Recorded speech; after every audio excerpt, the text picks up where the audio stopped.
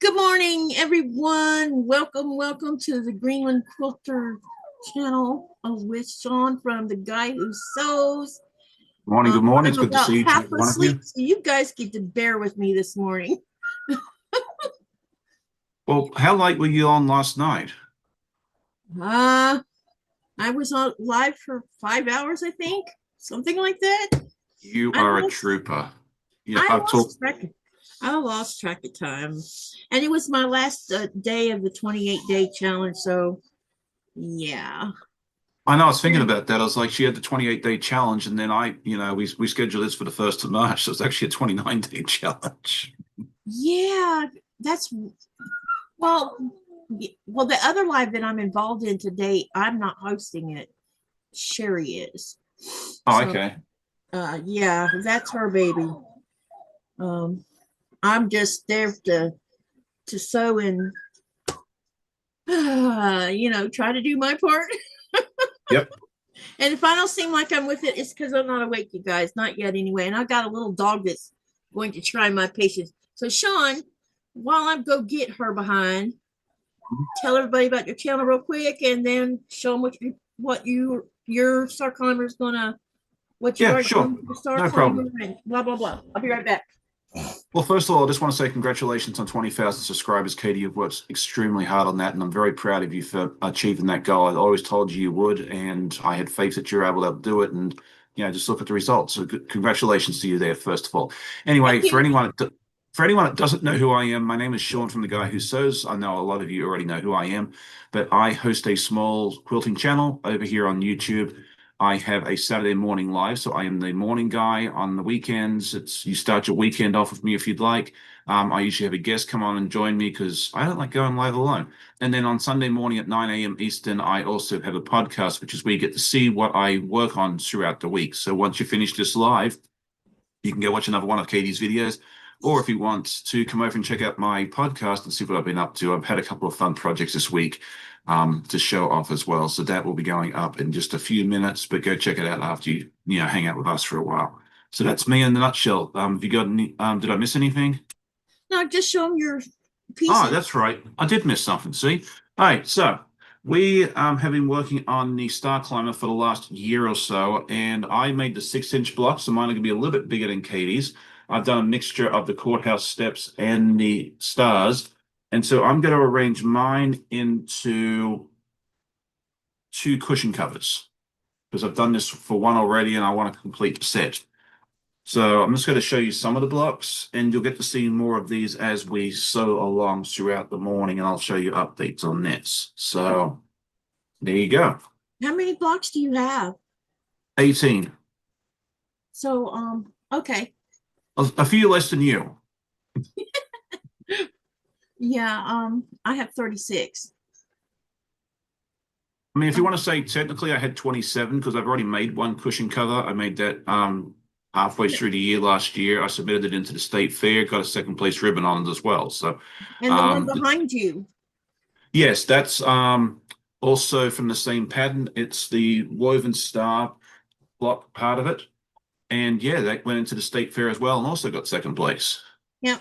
Yep. So I wanted to make sure that you pointed that out because you had entered it in the fair and got a ribbon on it, which is I congratulations on that. Well, thank you. I was very surprised to get second place because the competition is getting fiercer and fiercer every year. We're getting more and more talented quilters in Virginia entering into the state fair. So to come out of it with a second place ribbon, I was pleasantly surprised and very proud of.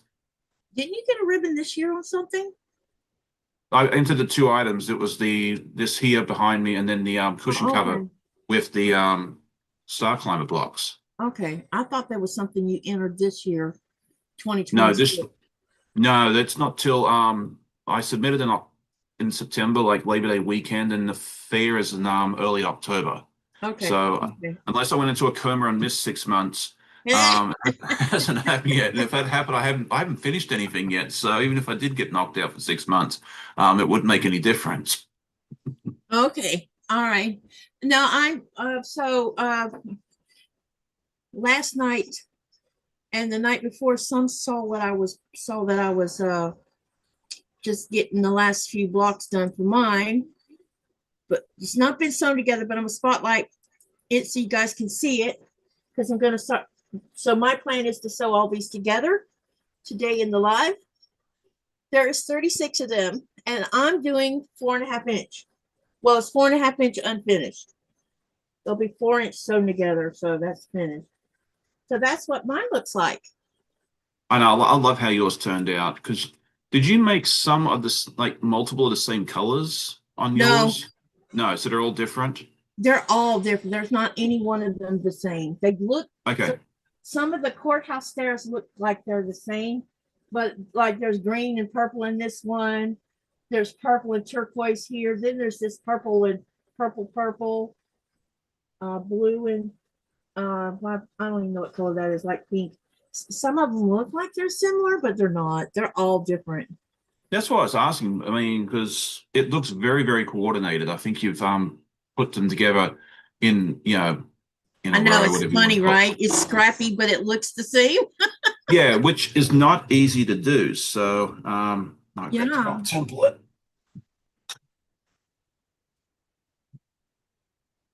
What Get it right there. I guess the coordinated part might be I made, because you probably notice that some of the stars are like dark. They're all hot colored, but some of them are lighter in, like, see how this one's lighter and Right. this is a little bit darker. That was the only thing I did coordinate. I made sure that these lighter ones didn't sit next to each other or close enough to each other to change the way it looked. But outside of that, it's all from scraps. Yeah, I mean, I use scraps for mine too, and like I was going through this process, and once I decided I wanted to do the cushion covers, I tried to make sure I had, like one of each color. So I have something that's green, something that's brown, gray, that sort of thing there as well. So Yep. I know I have to be careful about making sure I don't run over any points here. yeah, and you're a trooper for doing those 4-inch blocks too. Yeah, I don't know what I was thinking. But really, truly, even despite the smallness of them, I have really loved this. Once I discovered that once you get into a rhythm of it, no. Bed. Get in your bed. Go on. Bed. Sorry. I think my dog has conditioned herself to thinking that when I have a live, it means FOOD. See, I feed mine before I go live, so they usually come because I know, but I don't feed her twice a day. She gets food once a day, and that's it. Yeah, well, mine come downstairs, they get their breakfast, and then they go on their beds and go to sleep while I'm live. It works out beautifully. Yep. All right, let me say hello to everyone in the chat before I start sewing and get distracted. That's so easy to do. I don't think I got much sewing. I didn't get any sewing done yesterday during my live. I was too busy talking. Yeah, I'm with you on talking. I don't know how I get anything accomplished with all the talking I do. But it's okay though. Yeah, it's hard to do all of it at once. Hi, Dubrovka. I find it easier when I have a partner in crime, Oh, yeah. Hello, Dubrovka. Good morning. Good morning, Fern King. Good morning, Lee. It's good to see you. He says, hi, everyone. Got stream on and editing vlog. Cool. Hello, good morning, Mona. It's good to see you. Good morning, Ellie. She says, hello, Katie and Sean. Katie, thank you for being so kind to me last night. I don't chat. I'm a lurker. Hey, welcome. I love talking to everybody. Let's see. We got some highs going on here. Good morning, Andy. It's good to see you here too. Good morning, Andrea. Good morning, Joy T. I think I got everybody. I hope. Oh, I think so. The poll this morning. Let's see who. I'll tell you what the poll is. We got a new word to learn. It's hoi polloi. I know. It sounds Hawaiian to me. I know I saw that this morning and I was like, okay, I've got a 25% chance of getting this right. So I have no clue if I picked the right one or not. We'll find out Yeah, before the end of the live. so you're the choices are the leaders. Does it mean the leaders? Does it mean the scholars? Does it mean the elite, or does it mean the common people? So later we will see how when more people have had a chance to vote, then I'll tell you what the answer is, and also give you some information about it, because I find a lot of words are very interesting when you learn about them. Oh, definitely. Yeah. And this word, I doubt anyone's going to forget when they realize what it means. Yeah. Now I'm very interested. So I'll have to. I'm probably wrong because I took as the random guess. What did you? Well, out of curiosity, what did you guess? Now I've got to go back and look now. I picked the common people. Okay. Sounds like a good choice. I mean, like, I don't know, just based on my language thing, I was sitting there thinking, because it's all Greenlandic words, right? Let me see what I think that might be a Greek word. Yeah, hold on. I'm Greek. Okay, I didn't. I don't know. Let me And I see. feel like I'm in a spelling bee. Can I have the language of origin? Can you use it in a sentence, please? Yeah, it's derived from a Greek phrase. I'll give you that much information. So see, and I knew that too. And I don't know how I knew that. I knew it was a Greek word, but I did. Yeah, it almost sounded Hawaiian or like Polynesian. Yeah. That's that sort of thing there too. So like when you mentioned that, I was like, oh, it's not just you that thought that. Yeah. Because I'm like, and when I now the word I gave yesterday, I got wrong when I answered it before I put it Whoops. on the poll. I got it wrong, and it's because I didn't think in my brain. I'm like, I don't think I've ever heard that word. It was something different.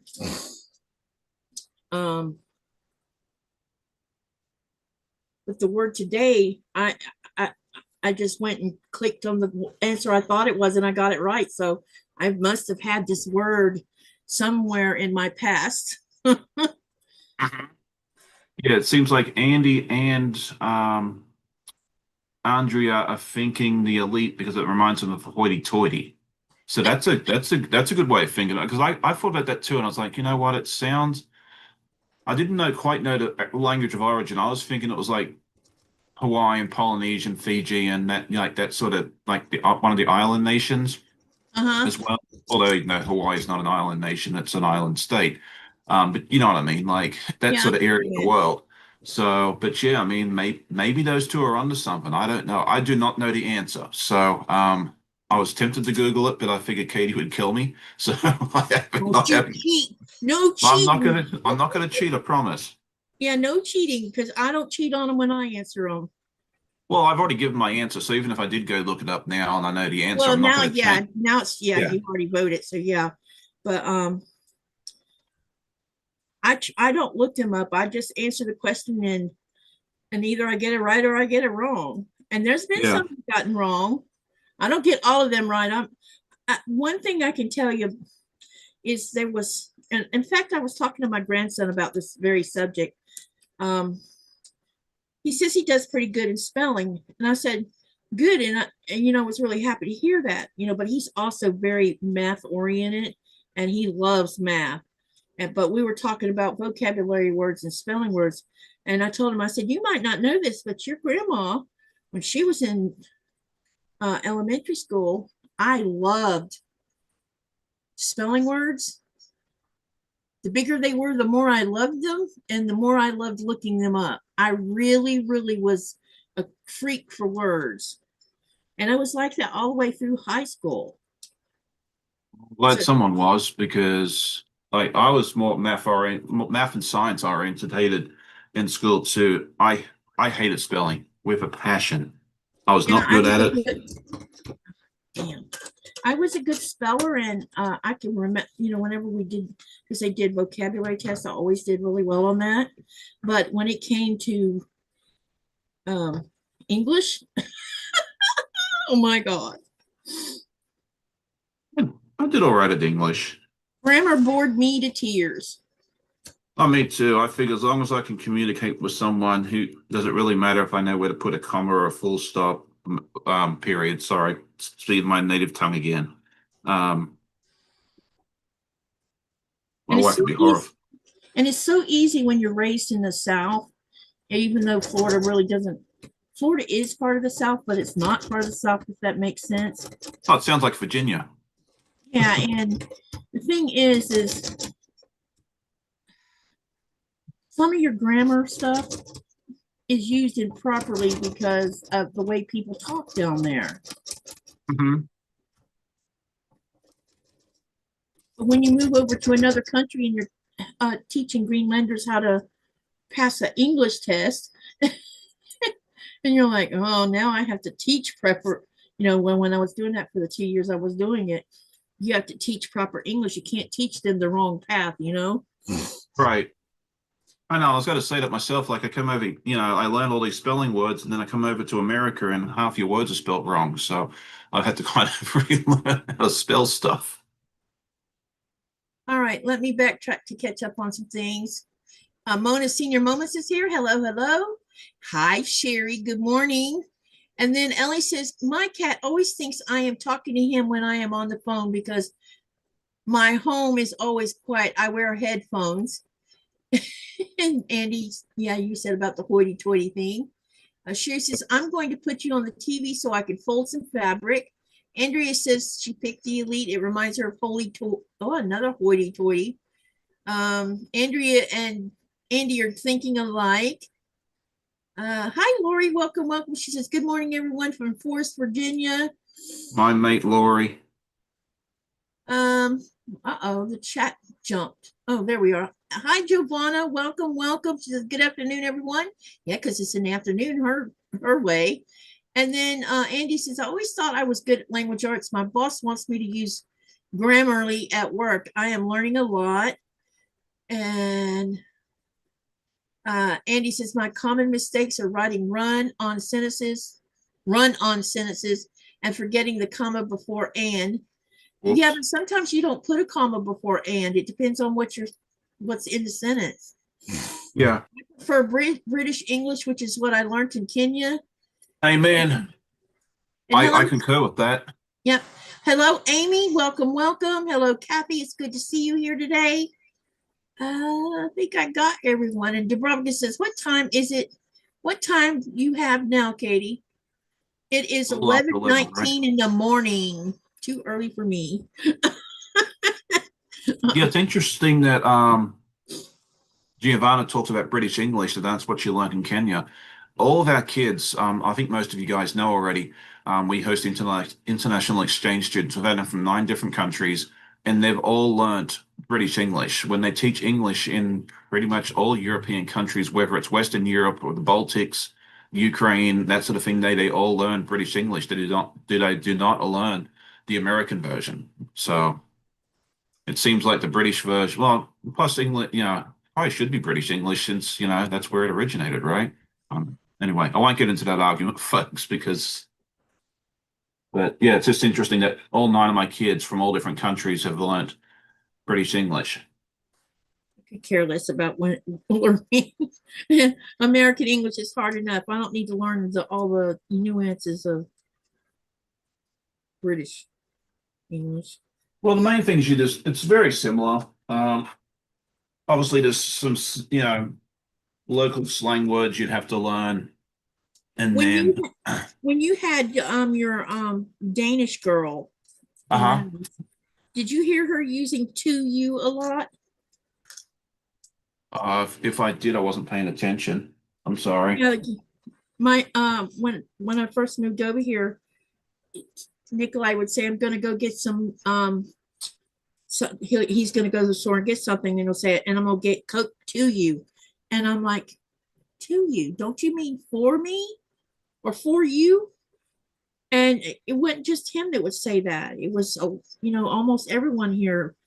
It must be a British term or something. I don't know. But it confuses me when I hear that to you when it should be for you. Yeah, it may just be one of those things that like the sentence structure, because in a lot of European languages, this like the verb and the what's it called? Like the verb and the nouns and that sort of thing are different. Like Yeah. you, so maybe that's why what it is. I'm not speaking well today, so maybe I should learn a different language. But like let's say for instance, like if you guys ever remember that nursery rhyme or whatever it's called, the blackbirds in the pie, there's 4 and 20 blackbirds in the pie. In German, numbers once you get to 20 is the it's like 4 and 20. You don't say 24, it's 4 and 20 or 5 and 30. So it's like 24, which is 4 and 20 in German. 25 and is 35. And so yeah, the sentence structure in a lot of European languages is very different. So maybe that's why you have that, maybe that's why Nikolai was doing it that way. So I've never heard that blackbird thing you're talking about. oh, it's 4 and 20 blackbirds in a pie. I don't remember the rest of it. Maybe it's an old British poem. I don't know. It might be because I've never heard of it. And I Yeah. bet there's some other Americans in here that haven't heard it. Let me go look. Now I'm going down a rabbit hole. I'm gonna go look Good for my morning, Kathy Klein. Welcome, welcome. Giovanna says, well, it is the original English. Us English is considered simple English. Get to you, but we say for you. Yeah, get to you. Yeah, see, she's heard that too. Get to you. Yeah, I think it's a sentence. I think for you. Yeah, I think it's a sentence structure. Because like Lily, our girl from Belgium, we've finally got her out of it, but instead of saying I would like, she would tell us I'll take this. I'm like, that's not quite right, bless your heart. But you don't go up to someone and say I'm gonna take this. And that bless your heart thing, I didn't know was sarcasm. Yes, I've learnt that too after many, many years. Okay, so the 4 and 20 blackbirds baked in the pie is a famous line from an English nursery rhyme, Sing a Song of Sixpence, first published in around 1744. So, I've never heard of it. yeah. Well, see, we grew up learning more Australian and British. Like, we had a lot more British TV on our TV sets because we only had 2 channels growing up. So, yeah, like I didn't know a whole lot of, we got some American shows, but not a whole lot. So I guess a lot of the stuff I learned was more British. Do you know where London Bridges came from? Yeah, it was from the Black Death. Yeah, we sing this. We're taught this as young kids. Ring around the rosies, pocket full of posies, ashes, ashes, we all fall down. And here we are singing about Black Death. What did we always said a tissue, we all fall down or something like that. Yeah, that one line was in Florida. It was ring around the rosies, pocket full of posies, ashes, ashes, we all fall down. Yeah, it's interesting. It's different. So, okay, so Giovanna knows the 4 and 20 blackbirds. She learned it in kindergarten. So I'm glad I'm not alone. So. Andy says, I'm so impressed with people who are multilingual. I took Spanish in school, but was never a good speaker. I have 2 college semesters of Spanish, and the old saying is, if you don't use it, you lose it. That is so freaking true. I mean, I can still read quite a bit of it, but yeah, I can tell somebody I can speak a little language using, saying it in Spanish. I can do that, but I've kind of lost that ability to speak it. Okay. Yeah, no, and I tried I tried to learn a little Spanish after moving here because we may teach it in Australian schools now, but when I went through high school in the early to mid 90s, Spanish was not, well, I think you could do it by correspondence. If you really wanted to do Spanish, you could, but it was not a class that was offered in regular classrooms because there's no call for it in Australia. There's no one down there who really speaks Spanish. Maybe there might be a handful of immigrants here and there, but that would be about it. We learned German, French, Italian, and then Japanese was starting to be offered as an option for us right as I was getting ready to leave because we get a lot of Japanese tourists in Australia. So that would be the 4th language we would have learned. But I did try learning Spanish when I was here. My Australian accent butchers the Spanish language. I tried speaking Spanish when I was in Nicaragua, and those four folks were looking at me going, "What is this guy talking about?" And they couldn't understand a word. I had to write it down and show somebody what I was trying to, and it was a very simple sentence. So that was kind of yeah, my beginning and end of my Spanish speaking career. So I'm done. One of my classmates was saying on Facebook a few years later he went to Peru or one of the other South American countries, and he had the same issue. I was like, it's not just you. So I think our accent just does not bode well to Spanish cadence and that sort of that sort of thing. That you'd have to make a real effort.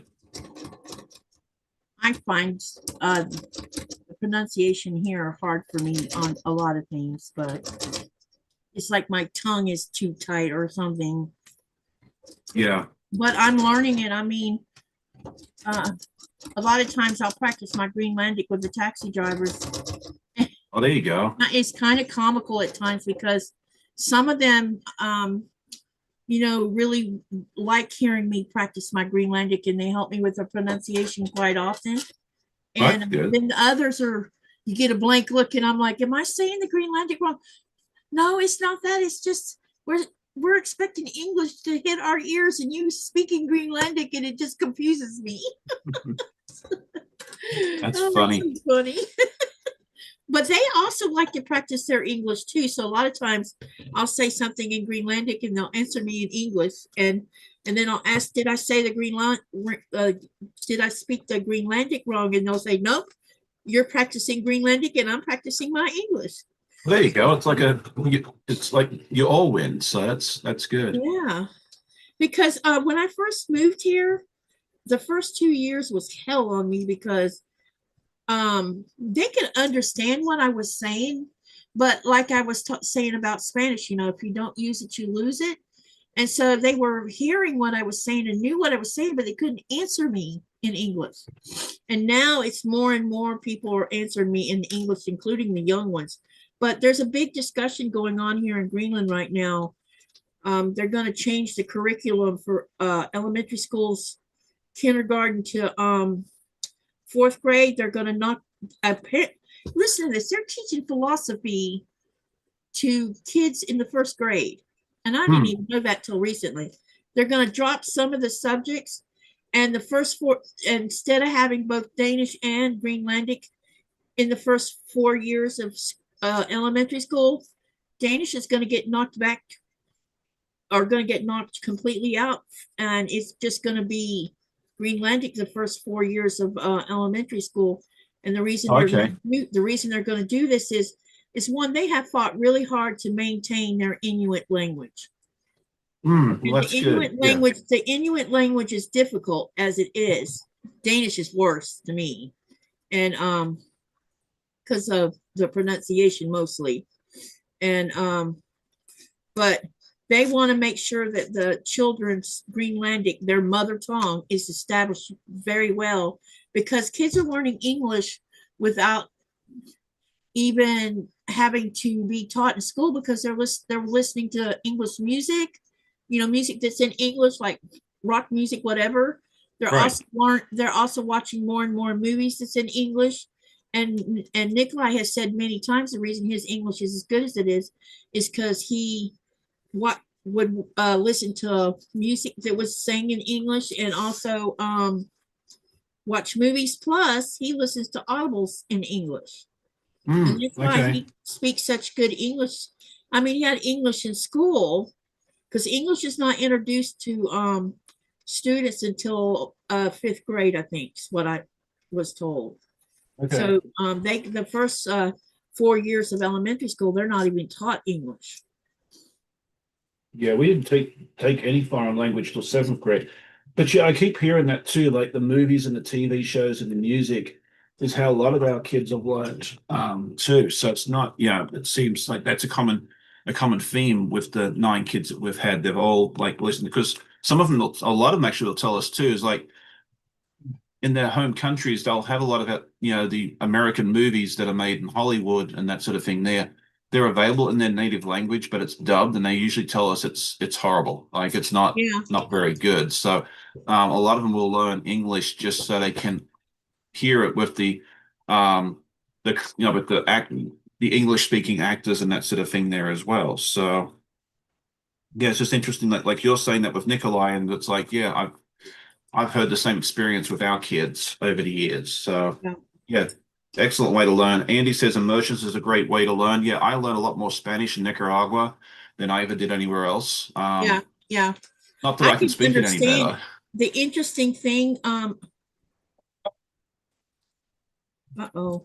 The interesting thing that I have been learning over the years is, I have about 50, 60 word vocabulary where I can actually, I can, I can hold a conversation a little bit.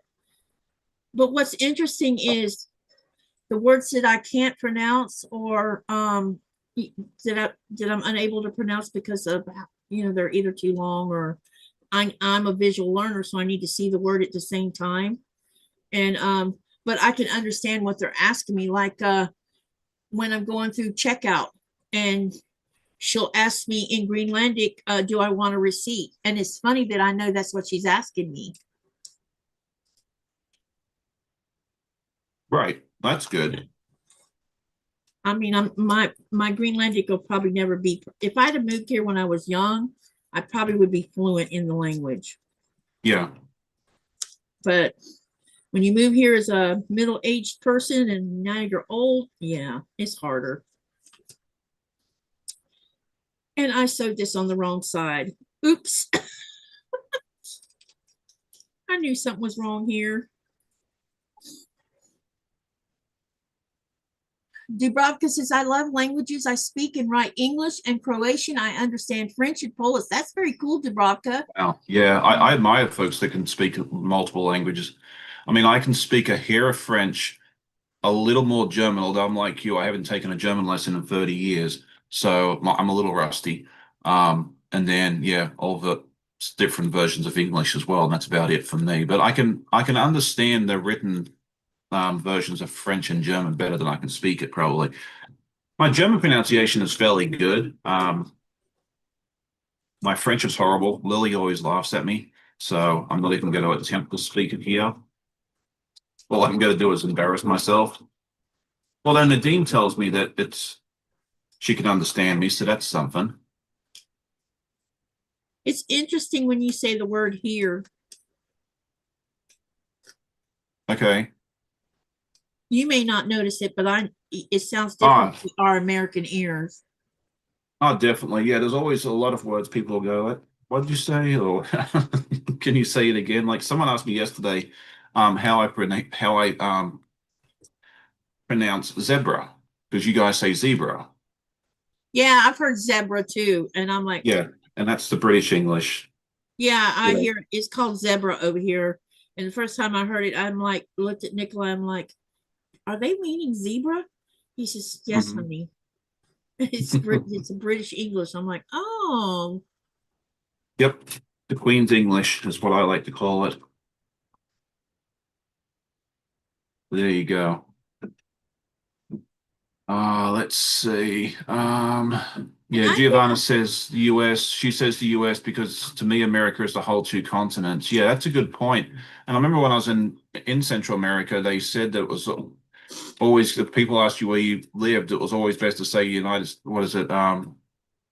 United States of America, whatever it is in Spanish. What is it? Estados Unidos. Estado Unidos. Yeah, that's one there. Yeah, because if you said America, it was kind of some borderline offensive because they believe they also live in America because it's part of the North American continent, which I thought was fair. So that was just something that we got taught while we were down there.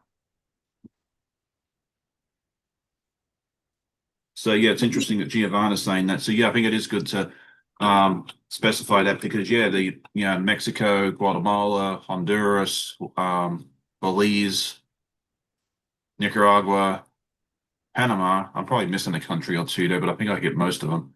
Oh, that what's it called? El Salvador. I knew I was missing one. South America, Central America, North America. Yeah. All of them are the Americas.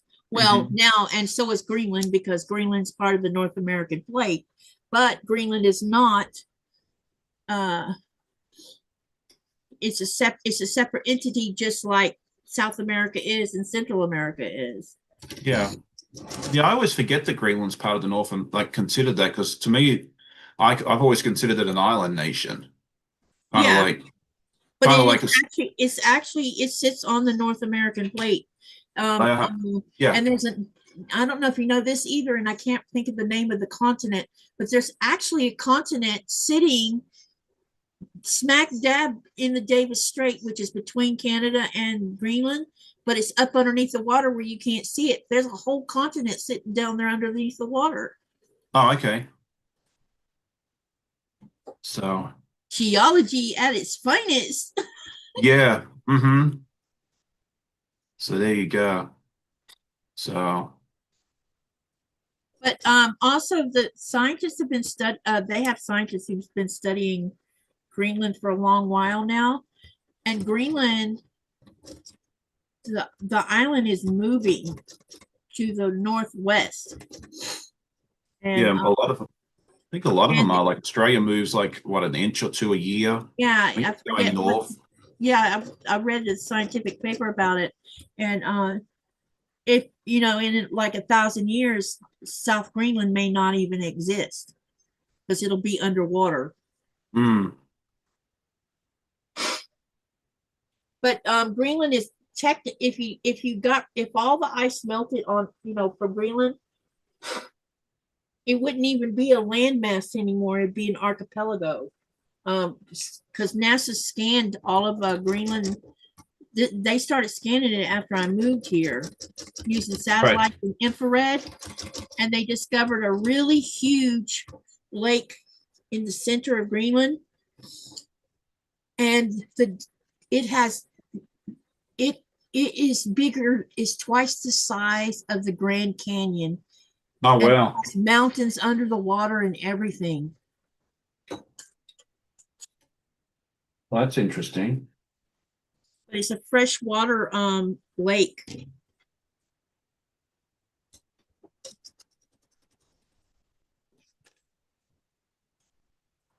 Yeah, that split is going pretty darn fast, Giovanna.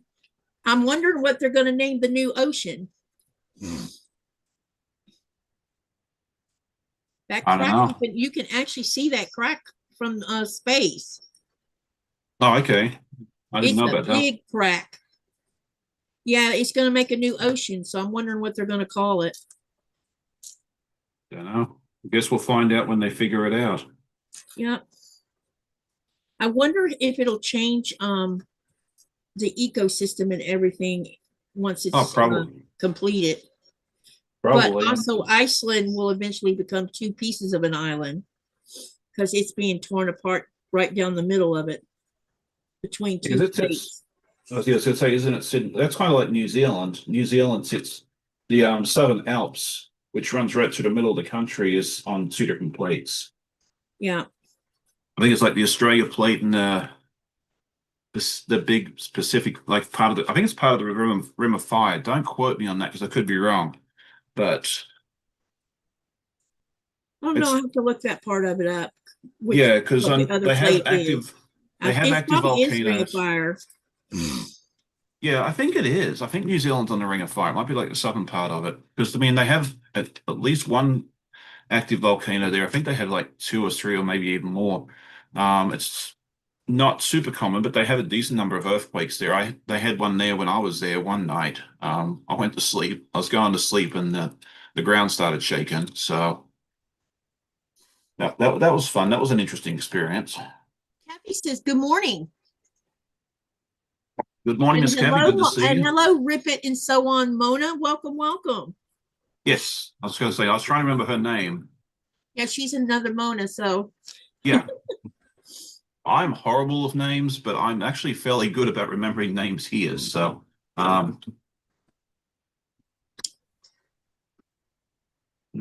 what's going on now?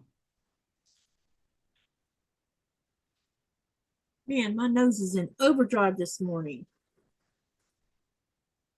I'm going to sneeze. Has anyone in the chat done this project before? StarClimber? I know a few people are sewing along with this there for a while, but Most of them are probably finished already because Dubrovka says, Katie, you are so good with pronouncing my Croatian name from day one. Living in Greenland has helped me with pronunciation of people's names. Sometimes I still make a mistake with some people's names. yeah, having the kids here kind of helped me a lot too. 'Cause I think I got it right or fairly close to it the first or second time myself. But I kind of cheated because I've had kids from the Czech Republic and um, other countries close by. I think Macedonia's not super far from Croatia. I don't think Bulgaria's super far, like 2 or 3 countries over. If my geography is right now, I'm probably, embarrassing myself, but I've been exposed to those languages a little bit, so it helps me out. Just because I've been exposed to it doesn't mean I can speak it. I cannot speak any of them languages. It's just not going to happen. Good morning, Teresa Louise. It's nice to see you here this morning. You're She's up early. I know, Yeah. that's not just... We said that at the same time. Yep, you're up early.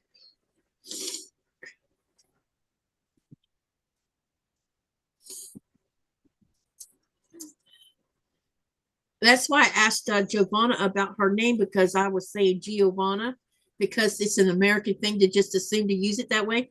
And she told me it's Giovanna, actually. Yeah. Yeah, there's certain letters and languages that are silent, just like, like knife, like the K is silent if it's the beginning of a lot of words. Yep. You're like knife and knave and that sort of thing there as well. So I think it's always nice to be, try to be, if you can say someone's name correctly. Oh yeah. It makes that person that you're saying their name right feel good that you took the time to try to speak their name correctly. And then there's people who don't care. Right. Yeah, I mean, I've always tried.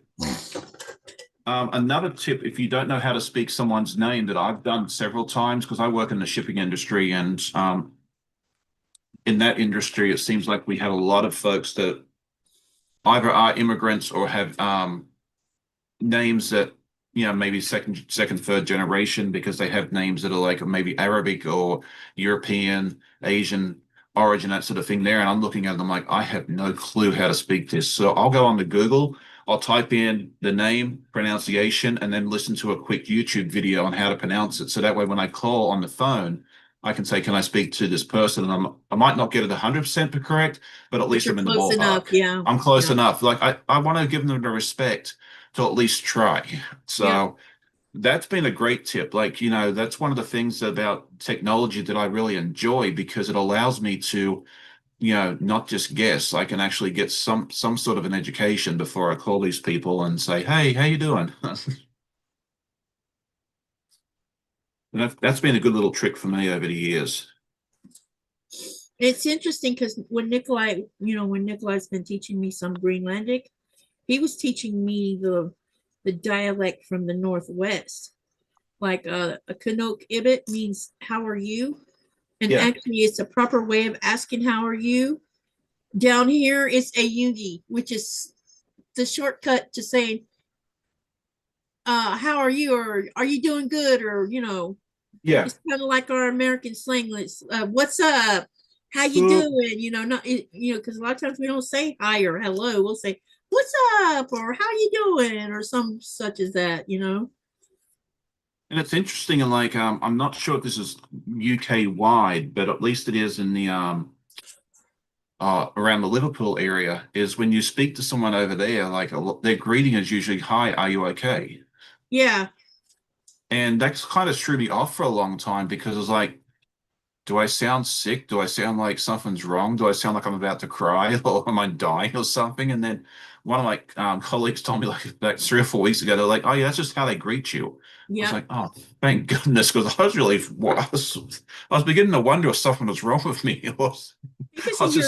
I think it's actually a European thing altogether, because and when you live in the United States your whole life, and then you move to another country and you hear how they say hello to each other, it's like, it's the same hello, here in you Greenland. okay? Are you all right? Or How are you Yeah. doing? That's their greeting for hello.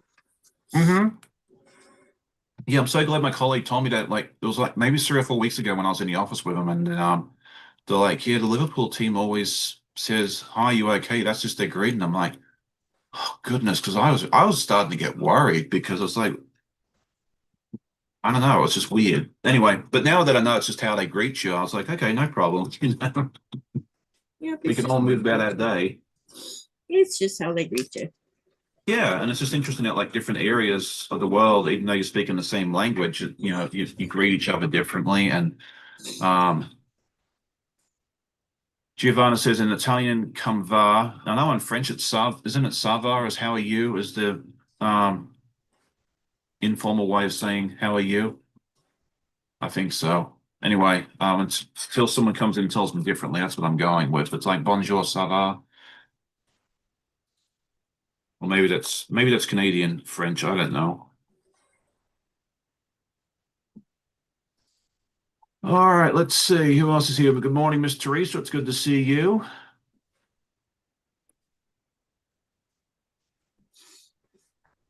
What is everyone working on today? Has anyone got any fun plans for the weekend? When I woke up this morning, I didn't know what day of the week it was. I was like, "Is it Saturday?" And I'm like, "No, that was yesterday. I went live yesterday." So Yeah, I guess you was sleeping during your live yesterday. there's no, there is never any shame in sleeping during my life. I tell folks all the time, I'm on early. I don't expect everyone to get up and join me. I am. Well, Oh, usually, the last, 6 or 7 months, I've been awake for your lives, yes, you have. but yesterday, hmm, I was asleep, and then I looked at the clock, and I'm like, well, damn, I missed his live. That's okay. The replay counts just as much. The only Oh, I difference, know.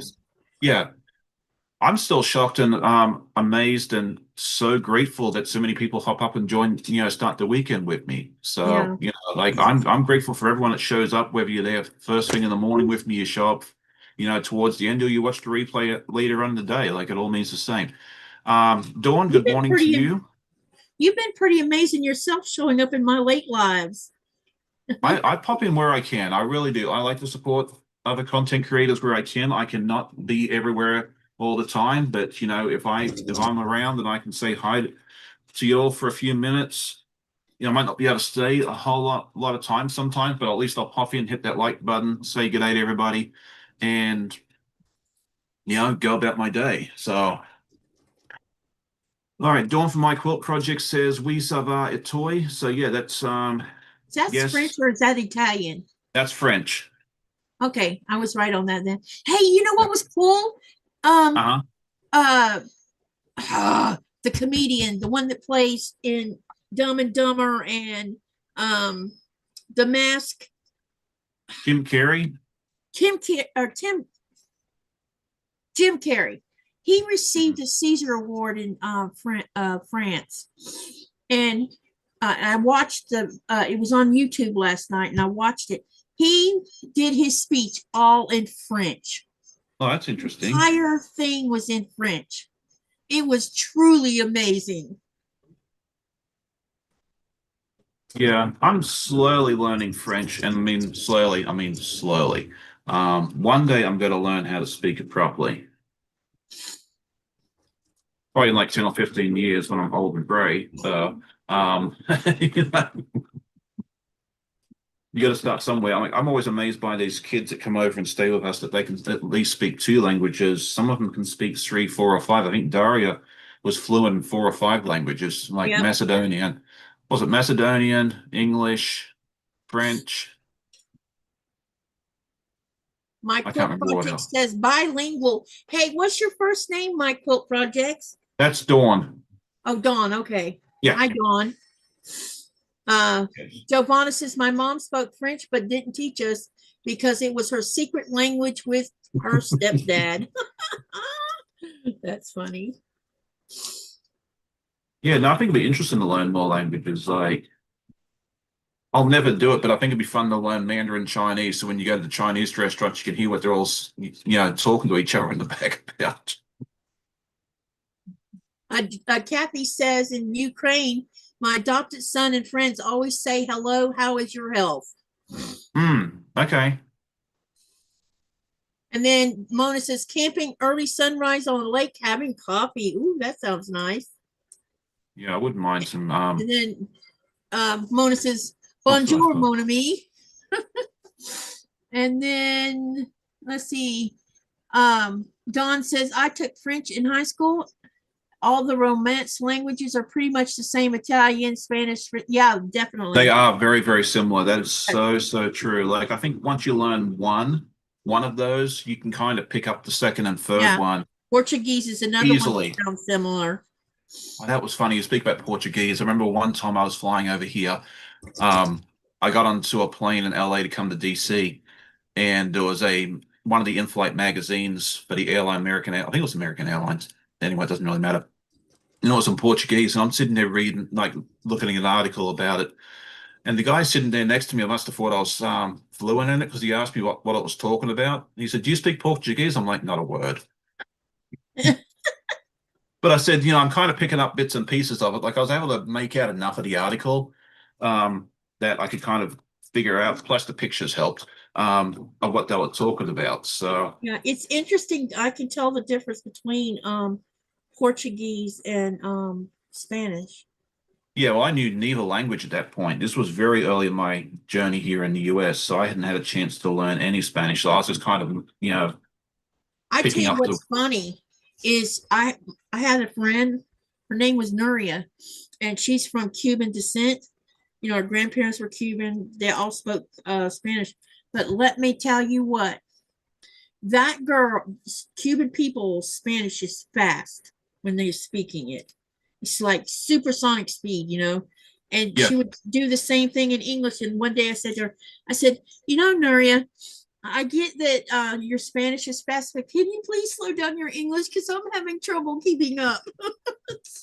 Yeah, and that's always something good to say to folks too. Like if you are struggling with a second language, like I know when people call me at work and English is not their first language, or I detect that English is not their first language, I will slow down significantly so they can understand me because I know it's hard, like speaking to them real fast. So I that's have the to first slow one my done. English down here because if I don't, they miss part of what I say. Look at Oh, you definitely. showing off your. Ooh, wait, let me spotlight that, please. Hold on. Okay. That's gorgeous, Sean. Yep. So that's the first one. So Wow. got a nice mix. The four of the courthouse steps, this one, that one, and the one in the middle is all Tula pink. This is Kona Sheen here in the middle. This is just some batiks, or actually, that's not batiks. That's just some prints that I found in my scrap bucket. That's a batik, I believe. That's just like solids and blenders. So yeah, that's the first one. So these come together pretty quickly. Um, with the 6 inch. Yeah, if you want to do this one here and you don't want to spend like 17 forevers making these things, go with the 6 inch version, not the 4. Right, Katie? Yep. There's even a bigger version of them. You probably missed out on this, Sean. The bigger the I like the 6 inch. I think if I ever did it again, I'd do. I mean, I still have some blocks, so See who this? knows? Oh, never mind. So say you're spotlighted on me now, so Yeah, hang on. I got it. Yeah. So, cut or Back Quarter Shop came out with, let's see, they have the 4.5, the 6.5 unfinished, and they were doing the 8. That they had a misprint. oh, okay. These are actually 7.25. Hmm. So they had a whole shipment of these. It was supposed to be 8 inch, and they were 7.25. So they put them on sale for $5 a piece. So I snatched 2 of them.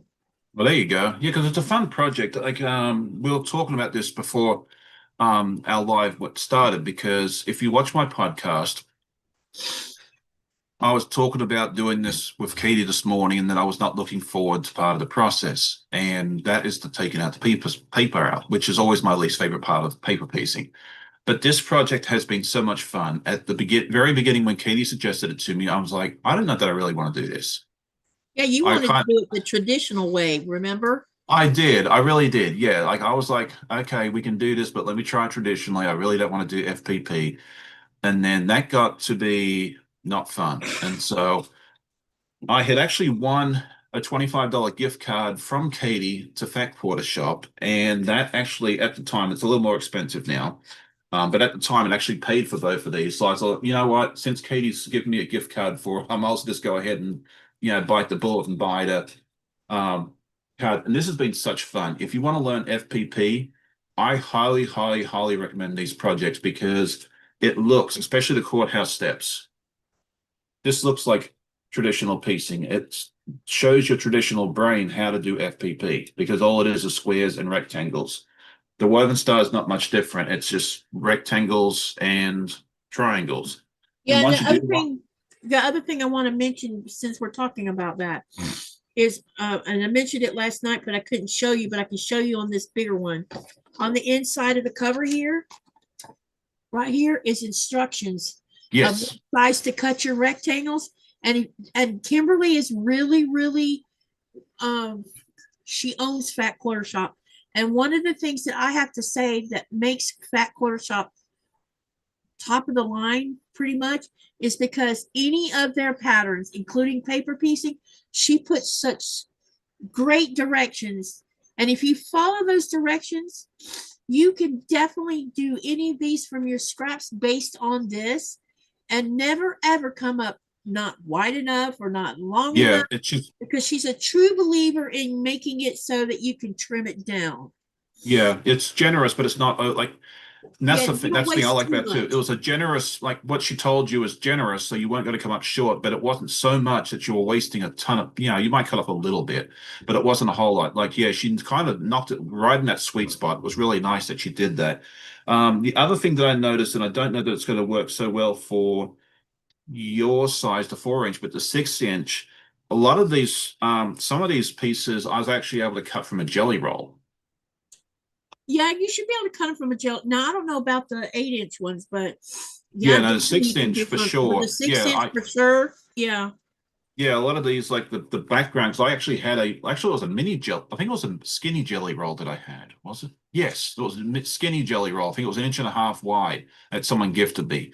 Yeah. Um, that one worked out beautifully for this. Like all I had to do was I just cut it from the skinny jelly roll, which is 1.5 inches, and that worked out beautifully for me. So yeah, it's great for scraps. It's a fun project if you don't want to do anything extravagant. And yeah, I thank Katie a lot for kind of really twisting my arm and encouraged me to do this. I'm always twisting someone's arm. Yeah, no, this one, yeah, she really encouraged me to do it. I didn't want to at the beginning, but I'm glad I said yes to this Me too, because because it's turned out to be, this has been, to me, I think this project's been fun. it has. And if you told me 12 months ago that I was going to come home from work some nights and go, hey, I want to do something simple and not super like, what am I trying? Doesn't require a lot of thinking, and that project was going to be an FPP, I would have told you to Yeah. go check yourself into a psychiatric unit because that's never going to happen. But actually, a lot of the nights I come home when I wanted to do something simple, I'd pull this out and start working on it because I could work on this for 15, 20 minutes and complete a block. And Yeah. cutting it out didn't take very long either. No, So, not at all. I mean, this has been a great project for, sorry guys. This oh, you're always fine. happens when I first get up. Um, I have enjoyed it because you can sit and mindless sew while watching people's lives. That's what I meant. Mindless sewing. Thank you. That's the word I was looking for and couldn't get out. So thank you for Yeah. that. Yeah, no, this has been a fantastic project. So if you're on the fence about this and you want to give it a try, I highly recommend it. I really do. And this is coming from someone that did not want to do it 12 months ago. I'm not shy about admitting that, so Well, I appreciate you saying that because, I was worried you were going to hate it and then just like decide you didn't want to do it. well, I was worried about that too, to be honest, but it worked out, and I've got 2 second place ribbons at the state fair because of this project. So, that's a nice little bonus. Yep. Let's see what's Numbing the mind is quilting. That's a great comment. Yep. And Mona says, beautiful to Sean. Thank you. Let me see. Jess says hello to Kathy and Giovanna. Good morning, Jess. Laura Lee. Oh, hi, Laura Lee. It's good to see you. She says, hi, Katie and Sean. I'm doing 15 things at one time this morning, but wanted to stop and say hi to the two of my favorite YouTube friends. Thank you for coming in, and I appreciate that. Yes, me too. Twist on Katie, you are fantastic, says Giovanna. Aw, thank you. And Giovanna says, I have to go to a building here that is the very first to have an indoor bathroom and film it in beautiful. Film it. It is beautiful on Women's Day. It is free to enter for women. Oh, that's so cool. That's fun. And then Kathy says, I took French in junior high school, and I have taken Spanish, Hebrew, and Russian. I need to work on them regularly, or you lose them and have to go back to relearn. Yes. Yeah. Sean, your shirt that you, Sean, I was reading that one. Shirt that says, I still play with blocks. I want to swap meat auction, and there was a guy with the shirt that said that, and it was engines. Oh. Yeah, so that's interesting. Yeah, actually I saw when I was at QuiltCon last week, I saw a couple of people with these shirts. I think one of them was like the same one as this one, and then there's like a few different designers have, slightly different versions to this shirt. And yeah, there was quite a few people around with the I still play with block shirts running around, and then I had the one that said like, what was it, peace based quilt bind repeat, and there was a few people running around with those as well. And it was interesting, I was coming home from QuiltCon. I haven't told anyone this story yet. I stopped on the way home to grab some dinner, and I was at a fast food place and got dinner, and the lady asked me about my shirt because she's like, I'm not she asked me what it was all about. I said, it's just steps of quilting. She's like, okay, I didn't really, I figured that because it said quilt, but I wasn't sure. So it was interesting that, she took the initiative to, to ask what it was all about, because I guess to us it all makes sense, but to non-quilters, it like, what's this guy talking about? So yeah. Giovanna said, did I have fun? Yeah, yes, I did. The part I love about QuiltCon the most, and I'm not sure how you feel about this, Katie, I'd love to get your thoughts once I'm done, is meeting everybody. Meeting the other content creators is fun, but I think I get the most enjoyment out of being able to meet a lot of the viewers. Like I got to meet Laura Lee there last week. There was several viewers, like handful as well that I met on the show floor that watched the lives that don't necessarily comment. They told me that, like, we usually don't comment, but we love watching the show and that sort of thing there as well. So yeah, I love meeting everybody. That's the main reason I go down there. Yeah, so Kathleen, and you know who I'm talking about. Yeah. She posted on my Facebook. She says something to the effect, I saw Sean and everybody else, and but you were missed at QuiltCon, Katie. Oh, you were, yeah. And she's just a viewer. She's not even a creator. It was just, and her and I have a little bit of a story, because she came to Greenland on a cruise ship. And she had stumbled onto my channel or something, and she mentioned in one of my lives that she was going to be on a cruise ship coming to Greenland. Would I like to meet her? And I'm like, yes, definitely, fellow quilter, hell yeah, man. And she was I think she was with her husband, I think. And I think so, yeah. And Nikolai happened to be home at the same time, and so we met him down at the harbor and took him around the town a little bit, because I think I was already done with tour guiding that day, or I wasn't tour guiding, I don't know which. And then we took him to the cafe and we ate together, and then we sat outside just enjoying, taking them to different spots to enjoy nature and everything, and we really hit it off. And then when you and I went to QuiltCon in 2024, we had been seeing each other on and off that day, and I kept disappearing because I was getting sidetracked with quilts. And you sent someone to find me because she was looking for me. Yeah, she bumped it. Yeah, because she bumped into me at QuiltCon. She was telling me that same story that you just said, and then because she's like, "Do you know where Katie is?" And I'm like, "No, but I'll text her real quick." And yeah, because I think I just saw you like 5 minutes previous. Yeah, So I had um, disappeared on you. I got sidetracked on a quilt row, is what it was. yeah, because yeah, you weren't far away. I was like, like we'll try and find her, and if not, I'll text her and say, come over here. So, but yeah, that was such an. I loved hearing that story from her, and she's the sweetest lady. And I ran into her last week. But yeah, you were definitely missed last week. It was weird not having you there. It was I weird not know. I'm having. sorry. It's okay. Larry was supposed to be there too, but he ended up getting sick and wasn't able to attend either, which was I sad. oh no. So did he end up canceling his trip or what? Yeah, he wasn't able to make the Oh, trip, because he had unfortunately. hotel and everything, or he had a good place to stay and everything from what he had Yeah, been saying. yeah, I didn't ask too many questions, but because I reached out to him, I said, are you going to be there? Blah blah blah, and yeah, yeah, he came back and said, unfortunately, he was ill and he wasn't able to make trips. So I told him, I said, Oh, we're going to miss you, guy. Hopefully we'll catch up again in a few years, when it comes back out to Raleigh, because I'd love to be able to go to Atlanta or Phoenix or wherever it.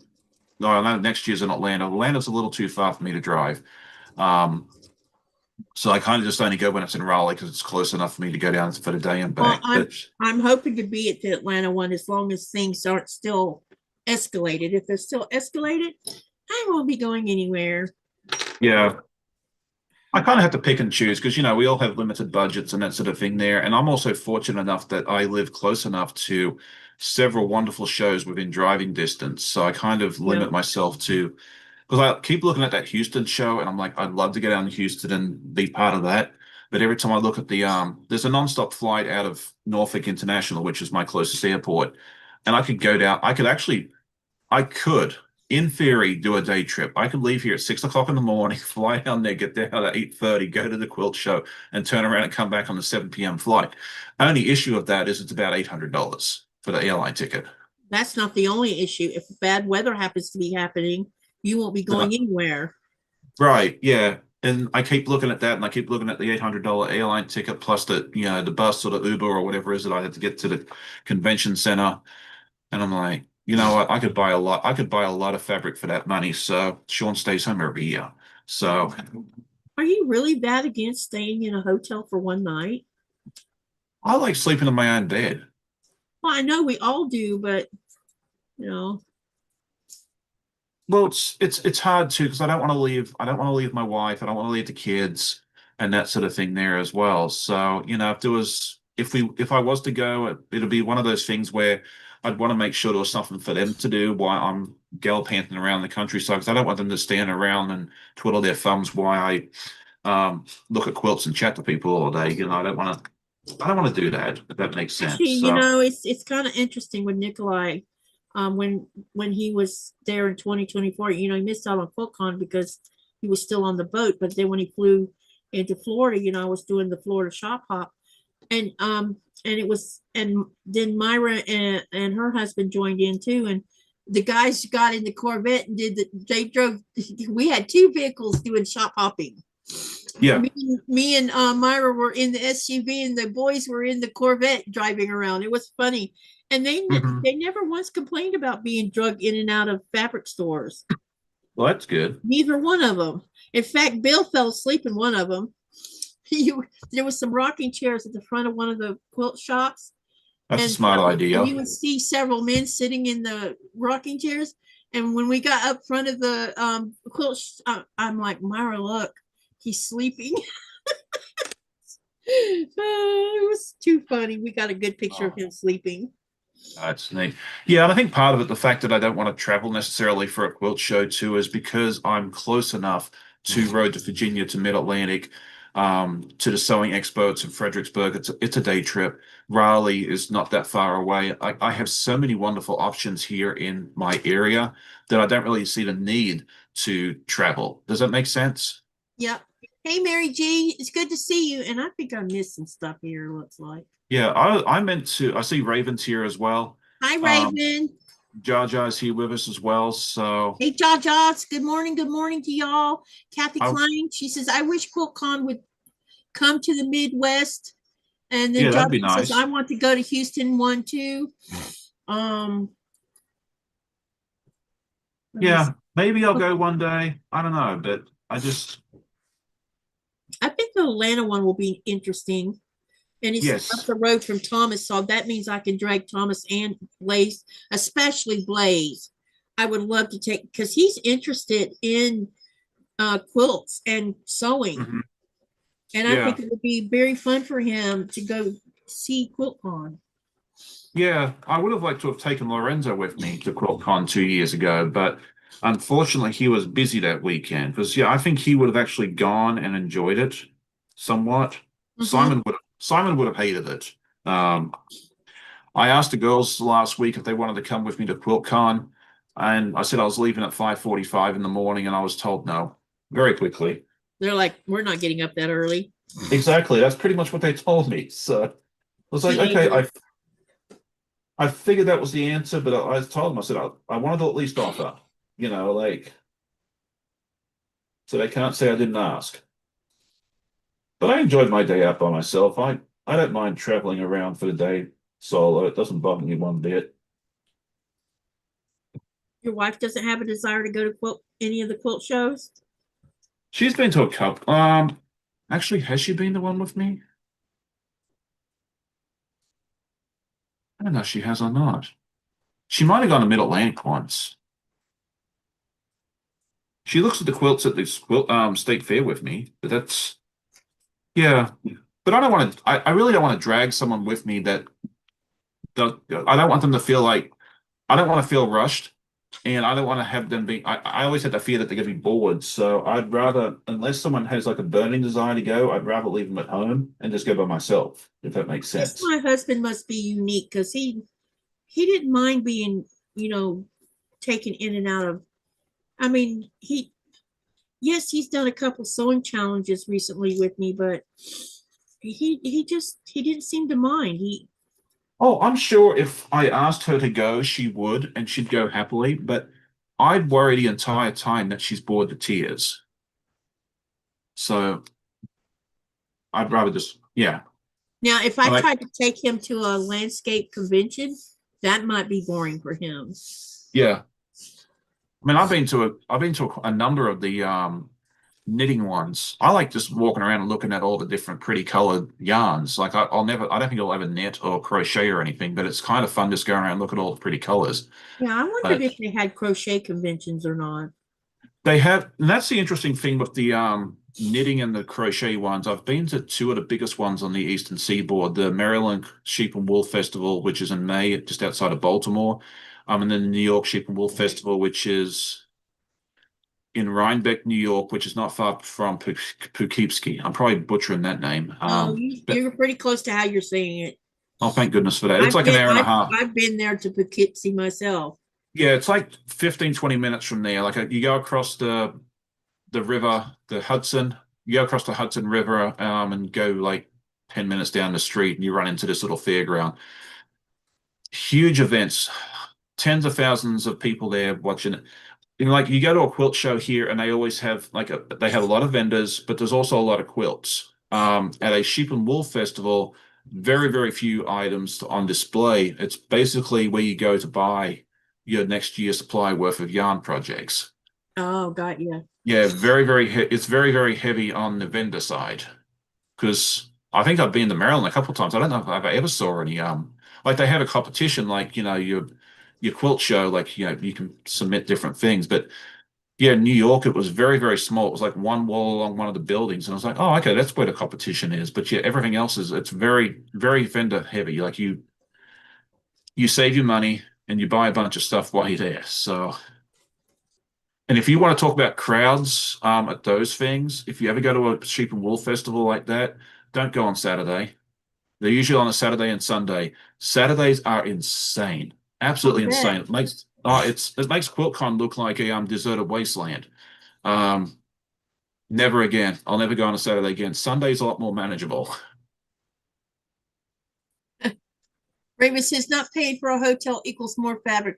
I don't have a choice because Exactly. when I come to the States, I Well, have see, to that's stay in hotels and Airbnbs. I don't have people's houses to stay in. Right, Lori and that's what sorry. that's what I was saying earlier. Is like I have that geographical advantage where I can drive to it. So if I can, why put out that extra expense if I don't have to? Yeah, like you're a different kettle of fish.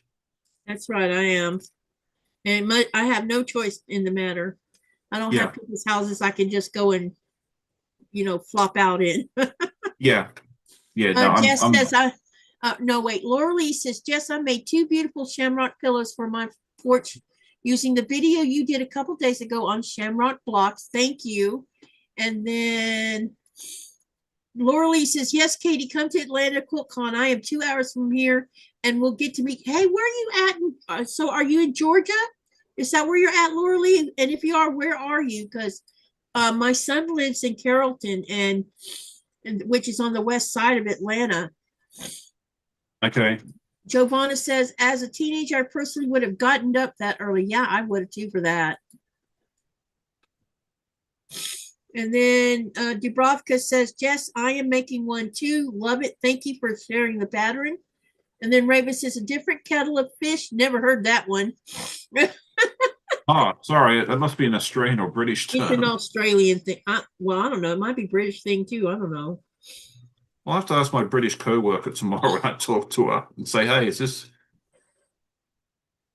Different kettle an of fish. Australian thing or is it a British English thing? Maybe it means the same thing as a different can of worms. It does, yeah. Because we use that term can of worms. Yeah. Sorry, I talk my native blood tongue my a lot. nose. No, my nose is driving me crazy. Sorry.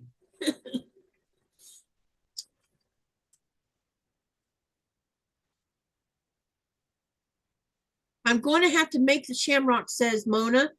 Hey, Delia, how are you? Good morning, Miss Day. Good to see you. She's in the northeast part of Georgia in the mountains. Giovanna says it's British English. Okay. I was going to say a lot of the stuff I say is British English. I was like, someone will be able to tell me. So. Oh, look at you, Jaja. Jaja says, off topic. Katie, I ordered triangle paper from Fat Quarter Shop with the gift card. Oh, that's awesome. Excellent. All right. You'll love it once you get the hang of it. You can do hundreds of them in short order. Fat Quarter Shop was running a special all through February. I think it was either 20% off or 25% off of their triangle paper.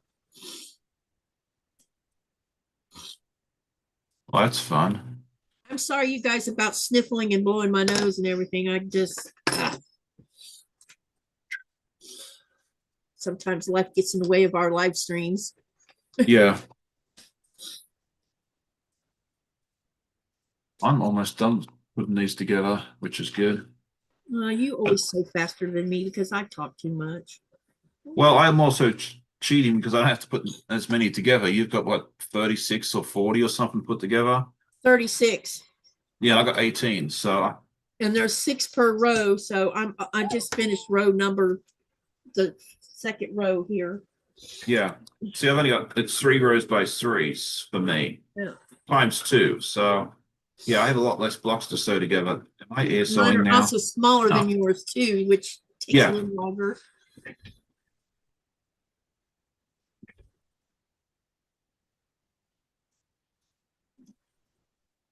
Yeah, I'll let you know about QuiltCon next year, but I don't know yet. Well, I'm thinking if when does Road to Virginia usually? I know it happens after QuiltCon, or is it that? Which one is it that happens a couple of weeks after QuiltCon? Well, there's the Mid-Atlantic show, which is this weekend. It finishes today. I'm hoping to get up there this afternoon if all goes well, because I have not had a chance to make it Oh, there that's this the one weekend. that happens right behind QuiltCon then. Because I was Right. thinking if I do get to come, maybe I could cruise up your way, probably Yeah. drive, because I want to see my birth town. So why not? Do a road trip up after Yeah. QuiltCon, and come on up there and see you guys up there too. Especially if you Yeah. don't make it to Atlanta. Yeah. Yeah, Oh, Atlanta's gonna be tough. how far away? You're in Virginia, Uh-huh. and Kentucky's like west of here. Yeah, West. it's a hike. I was Like wondering the how far Paducah is from where you're at. it's 12 to 14 hours Is it because I've been really? yes, Dang. yeah, it's like 800 miles because we went to Louisville 2 summers ago. Loved my time there. Got to meet Brenda, one of my viewers there as well. And then Paducah's another 4 hours. So I mean, I guess if you didn't go up to Louisville and cut down, it was like a good 10 or 11 hours for us to get to Louisville. Yeah, so but I guess if you went a different way and you bypassed Louisville, it might be a little shorter. But yeah, I'd say 12 to 14 hours to Paducah would be um my best guess at least. I can't see it being any quicker. I Can't thought I'd go. remember. I couldn't remember how far away from Virginia actually Kentucky is, but because when I did me and the I had back then I had that band that I had that I used before I moved here, and in 2009 um we drove from North Florida all the way up to Chicago to attend my daughter's PIR, and we did it in 18 hours, and we traveled through Kentucky on our way up there. Yeah. Well, see, the problem with like that part, like Kentucky and that sort of thing, there is like I'm about as far away from Kentucky as you can get in Virginia Okay, got you. because I'm in the southeast corner now. I guess if I was in the eastern shore, um, geographically you'd probably be further because you'd have to go up or down to get Mm. over to Chesapeake Bay. So, But yeah, it's a hike to get to Paducah. I thought about driving down to Paducah for the day when I was in Louisville, but I'd already driven 11 hours the previous day, and then like doing another 8 hour round trip to go there was not my idea of fun. yeah. Yeah, it says 840 miles from my house to Paducah. Oh, wow. That is quite a distance. Yeah, it says 12 hours, but by the time you stop and eat and everything else, it'd be closer to 14 or 15. So Yeah, yeah, what we did is we had Lynette had a driver's license, Eric had a wait, wasn't Eric that had the driver's license. It was someone else that was with us because we actually picked up to one of Kristen's friends in Kentucky. She had a driver's license. And what we were doing is we were only stopping when the van got to a half a tank of fuel, and we would stop and do not only fuel up but bathroom and eat. yeah. And because we never spent the night, we did it, and that's how we got. It took 18 hours to get our behinds up there. We're getting close to being done.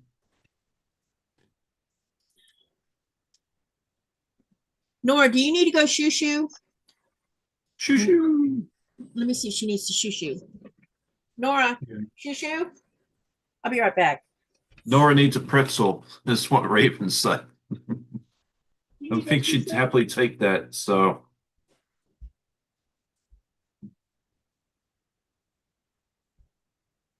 there you go. Yeah. No, Paducah would have been fun. If I ever go out that way again, I think I'd probably make the trip to Paducah. But yeah, just that particular week, I didn't really feel like driving the additional distance, so I decided against it. Maybe one day. We'll have to see. All right, who else we got going on else here? Giovanna says she loves the colors. Thank you for that.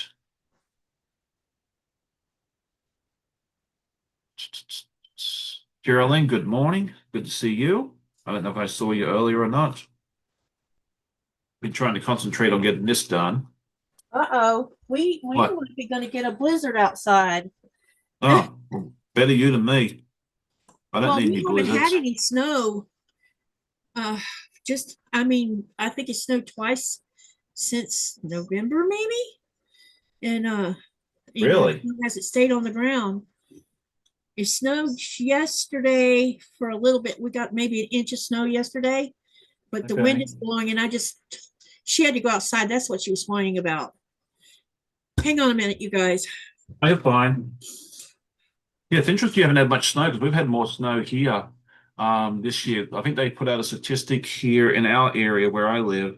We've had snow every month at least once every month since November, and I think it's the first time since like the 1940s or 1950s that's occurred here. So yeah, we've had hasn't been any like really big amounts. Like each time it snowed, it's been like an inch or two or three, maybe four. I think the bigger one we had was 4 inches or something. But Yeah, we've had a pretty dry winter.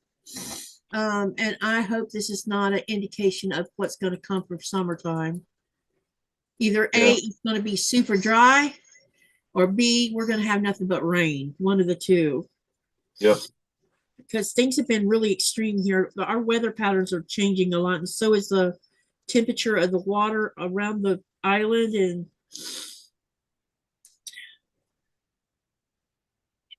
Green, blue, top. Thank you. Matthew says Quilton's too far, but Paducah's a 4-hour drive going to the show each year. That's fun. Yeah.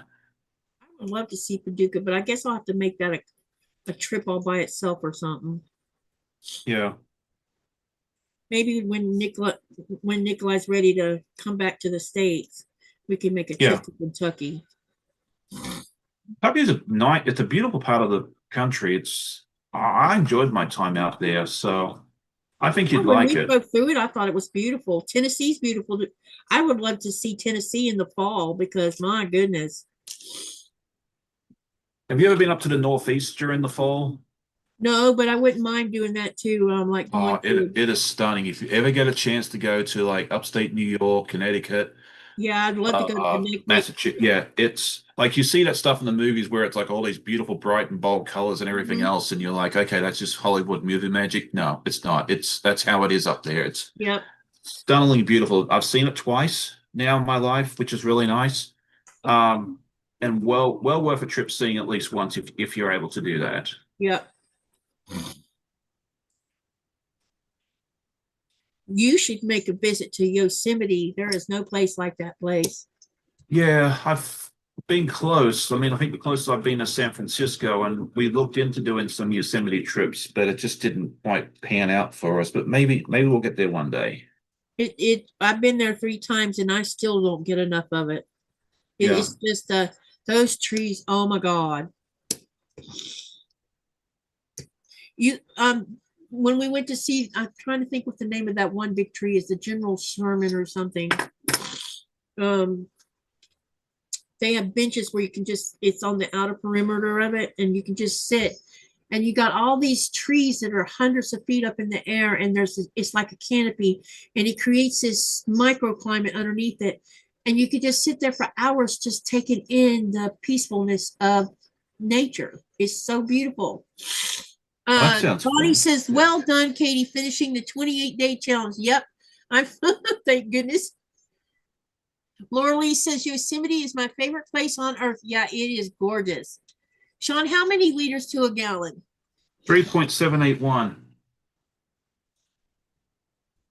Well, that's a US gallon of imperial gallon over in Britain's 4.5.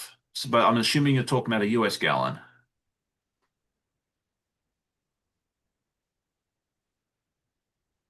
Hang on a second. What am I missing here? Oh, we're talking about how much petrol is. So yeah, if you're looking at 1.719 euros, hang on a second.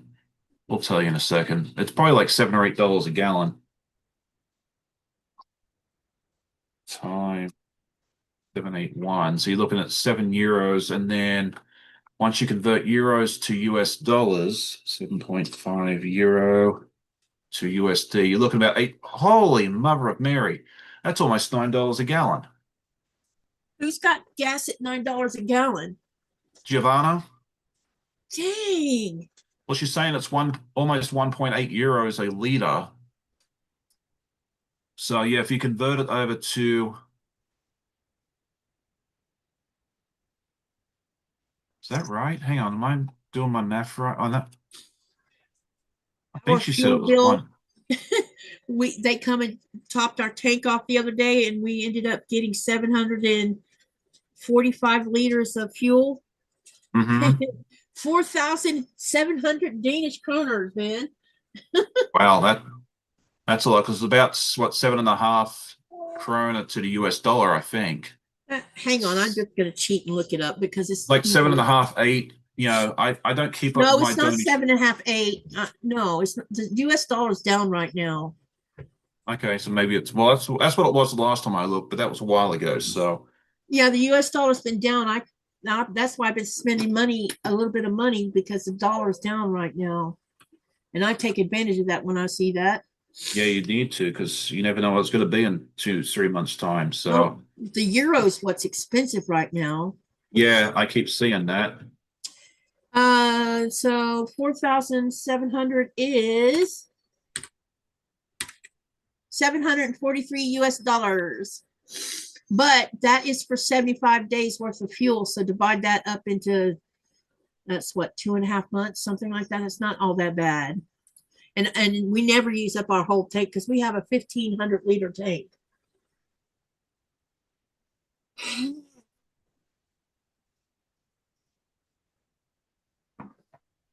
Sorry about that. Man, I sound stuffed today, don't I? It's only, yeah, six and a third. Wow, that has changed a lot.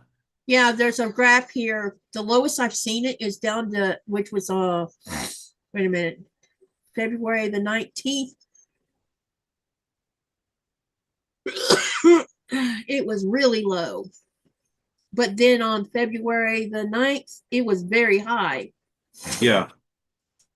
So it's been fluctuating is what it's been doing. Sorry. Right. Raven says that I'm doing the math right. Okay, I just wanted to make sure I saw the price per liter correctly because it was like once I had that, I knew I was right. So because I talk about like we talk about gas prices and stuff back home in Australia and stuff too, and I have to convert because I'm the only one that knows metric around here, so I have to figure it all out for myself. I think that turned out pretty nicely. Oh, hang on. Let me spotlight. Yeah, I'm sorry. I'm just Oh, you're having. fine. I just showed it a second ago. Yeah, hang I on. was I was distracting everybody while you were, Sneezing. yeah. Yeah, I'm over here sneezing my brains out. There we go. So that's it there. This is just a mix of Kona Sheen, some blenders that I got, some what are those things called? Batiks. And I think the black background, I know a few people have mentioned this already, just makes it really pop. I don't Yeah, I'm know if anyone, enjoying that black background, man. It looks yeah, cool. if you haven't tried a black background, you really should try it at least once in your life because I find it just really pretty. It makes the anything really pop. I'm doing And the Alice in Wonderland with a I'm doing it in batiks, but I'm doing a dark navy blue for the background. the only downside that I've found to using a black or dark navy or anything like that background versus a light background is after you quilt it, the batting kind of does come through a little bit, and you've got to use a lint roller or something like that to, or wash it, whatever you want to do. That's like the I only wonder if downside to it.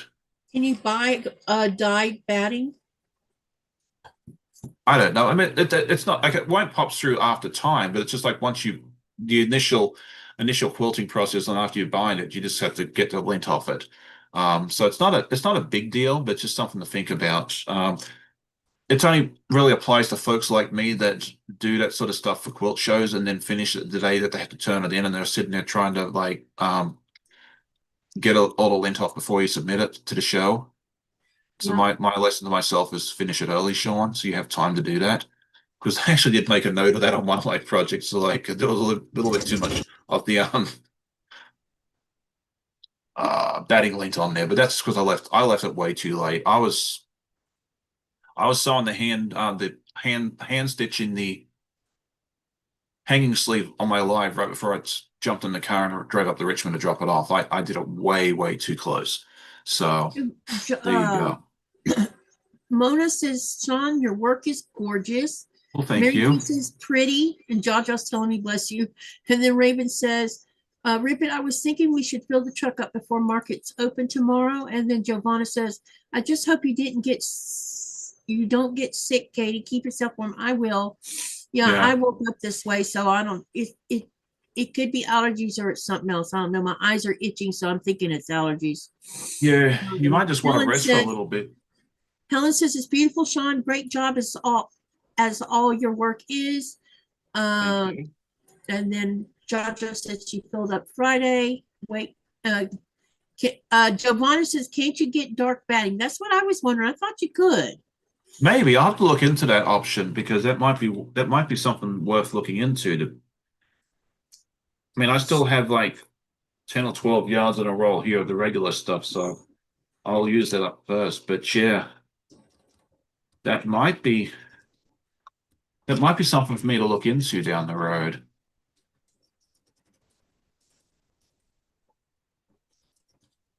I don't know. Ooh. I just hit a needle. Uh-oh. That's not good. Did you break a needle, you said? No, I didn't break it, but I bent one. I'm probably gonna have to replace it. Oh my gosh. Uh-oh. We got a problem. Whoops. I usually don't do that. Lucky me, that didn't go down in the machine. Thank God. Oh, okay. Well, that's interesting. Dawn's saying here that black batting will mute the bright colors. Ask me how I know. Well, I It'll don't want mute to do it. that. Yeah, I guess the white kind of gives it lets the colors shine through. So yeah, if it's going to, because I love bright and bold colors on my quilts. If you wanted a more muted look, I guess that wouldn't be too bad. But yeah, I like my stuff to shine. So if that's the case, I've got that beautiful little lint roller thing floating around here somewhere that I bought at the quilt show a few years ago. It's been fantastic. It's one of those ones that you can wash. You use the lint roller and then you wash it with a bit of Dawn and some water, and then it's sticky again. And that thing's fantastic. That's all I've used ever since. But yeah, black batting's going to make it muted. I don't know. For most of my projects, I don't think that's going to work well for me. So I guess I'll be lint rolling until the end of time. But that's okay. It's not a big deal. It's just, yeah, if you're going to put it into a show, don't leave it to the last minute. That's what I'm telling you. Yeah. And that sucked that I did that. I usually don't hit a needle. I guess this nose of mine is disorienting me a little bit. Yeah. It's going to do that. Because I usually don't hit needles. I broke that one. Not the sewing machine needle didn't break. It's the straight pin that broke. Oh, okay. But I'm using extremely thin straight pins too, so it wouldn't take much to break one anyway. Because I use really tiny ones. Right. Because I don't like it poking big, huge holes in my stuff. I don't use a lot of pins. They're talking about fuel. You remember the lot? I don't know how much they call it benzene here. I don't know how much benzene costs here. Last I checked, it was around 11 kroners per liter.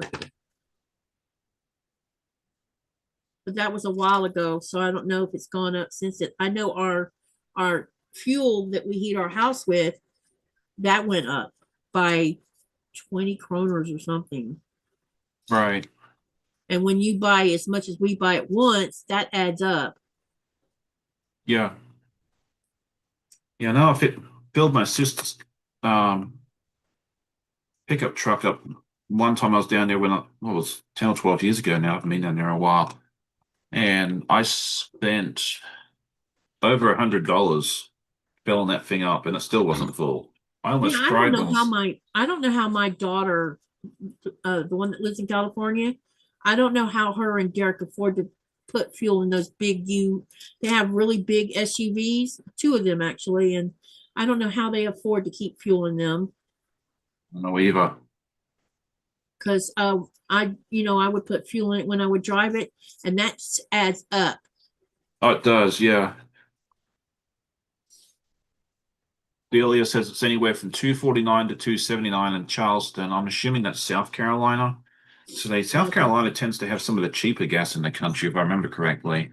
I think I've seen 269, 279 around here too in Virginia. We're not the cheapest, but we're not far. We're in the top 10 for cheapest, I think. We have pretty good gas prices here. Georgia has cheap gas prices too.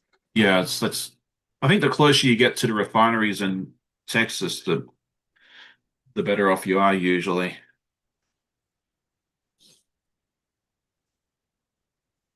This paper's coming off a lot quicker than it used to. Maybe it's like a fine wine and it gets easier with age.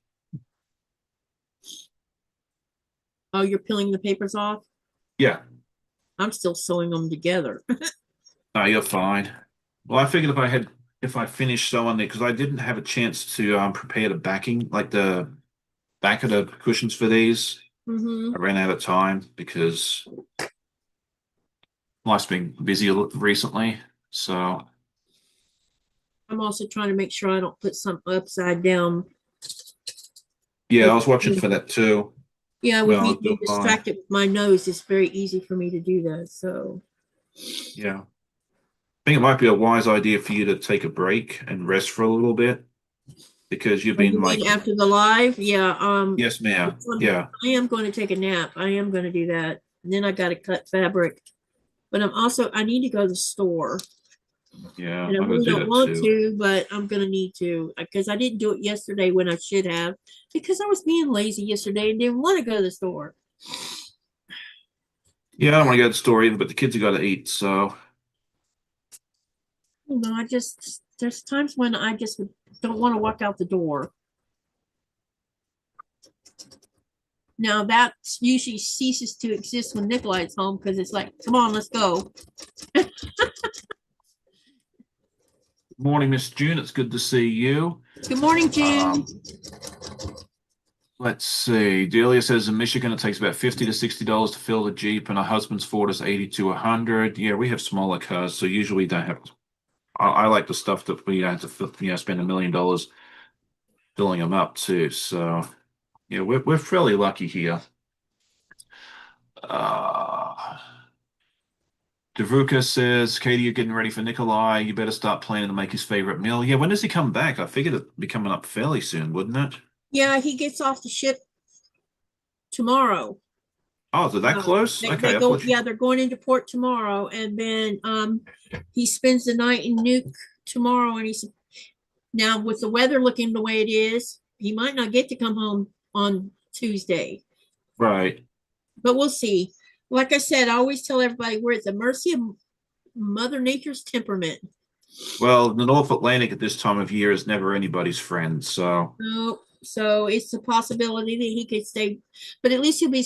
Hopefully, he won't get stuck in Narsarsuaq because that would suck.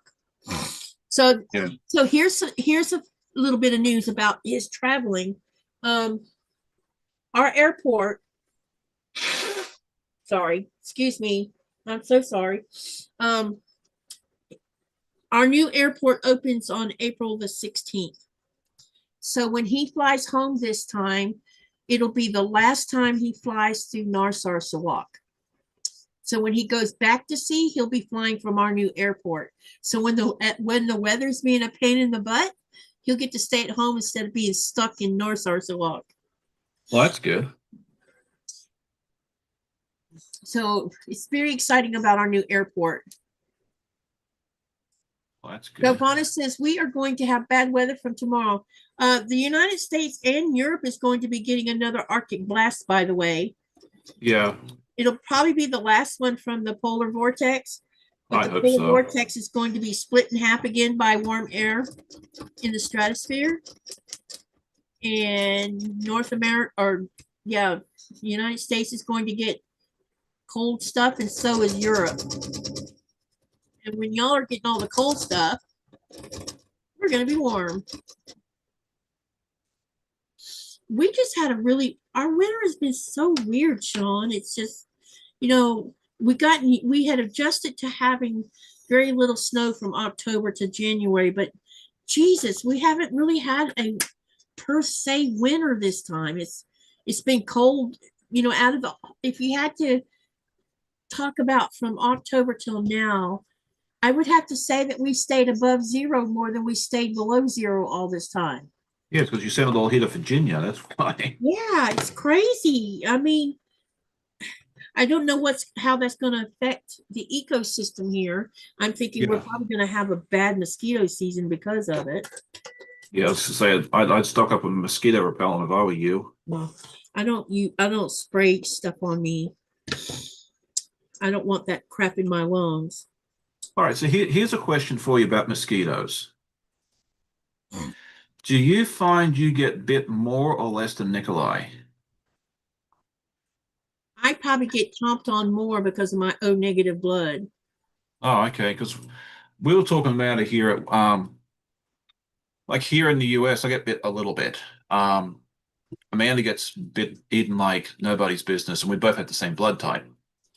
What's y'all's When we blood get type? A positive, Yeah, so it's not. I get chomped on bad. I usually get chomped on. And it's subjective here because, in Florida, both the male and the female chomp on you. Here, it's only the females that chomp on you. Oh, The okay. males don't. But yeah, when I go to Australia, the mosquitoes eat me alive and they leave Amanda alone. Yeah, isn't that So funny? it's almost like they almost like native blood.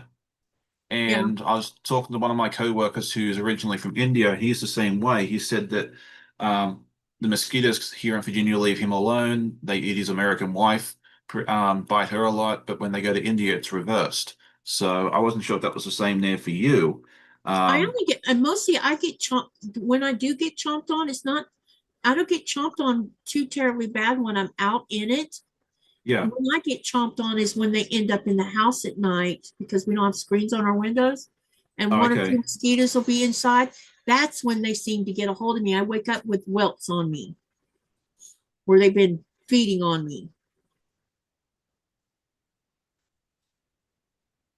It's the midgets that I find the most annoying because their bites hurt worse than the mosquitoes.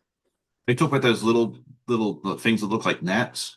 Yeah, Oh yeah, I got eaten alive by those in those Nicaragua midgets are a once. pain, man. And Yes. they're Oh my always and good. they last a lot. Mosquito season lasts about 6 to 8 weeks, and then they it's like they come in with a vengeance and they disappear just as fast.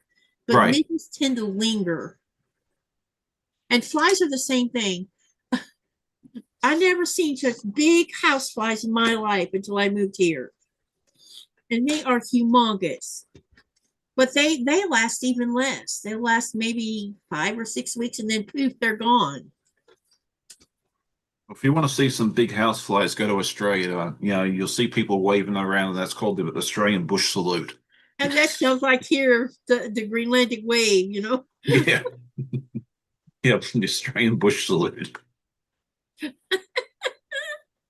And they don't spray pesticides here because it would get in the lake water and kill the not only kill the fish, but Yeah.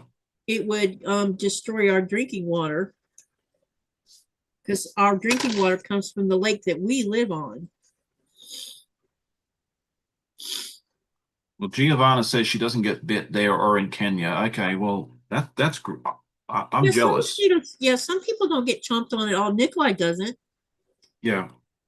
and when we That's were in Florida, he didn't. And when I was in Florida the last time, I don't think I got one little bite at all. oh, okay.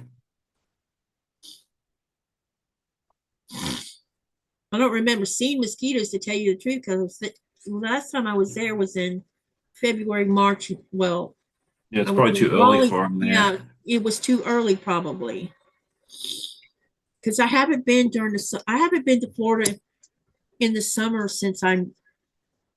Let me think. Have I been during the summer at all? No, I haven't. I usually travel to the States either the fall season or the spring season because I think I would die of heat exhaustion if I went in the summer Uh, because my body's adjusted to Arctic living and I can't stand to be hot these days. But it because I'm postmenopausal on top of it. yeah. I know it's tough going from cold to hot. I remember doing that back in 2017. We had to go to Australia, and actually, it was about this time of year, mid-March, Uh-huh. and it was like below freezing when I left here, and we got down there, and it was like 85 degrees. It was a Too very, very hot. warm. Oh my goodness, yeah. I had to change I had to change in like t-shirt and shorts in a public restroom about 2 hours up the road because I was dying of heat. Raven says, ugh, people use pesticides here and there is 12,000 lakes. There's no regulation on spraying for mosquitoes either. Of course not. The comfort of people are more important than the environment. Yeah.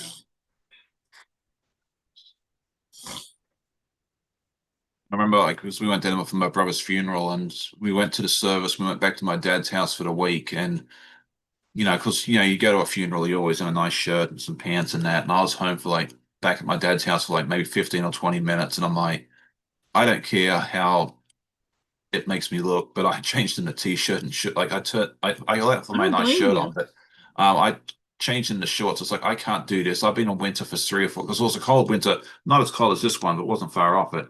It's like I can't do this, and hopefully no one's offended. And then my cousin looks at me, she's like, "Oh, thank goodness, now I can change too." So Yeah.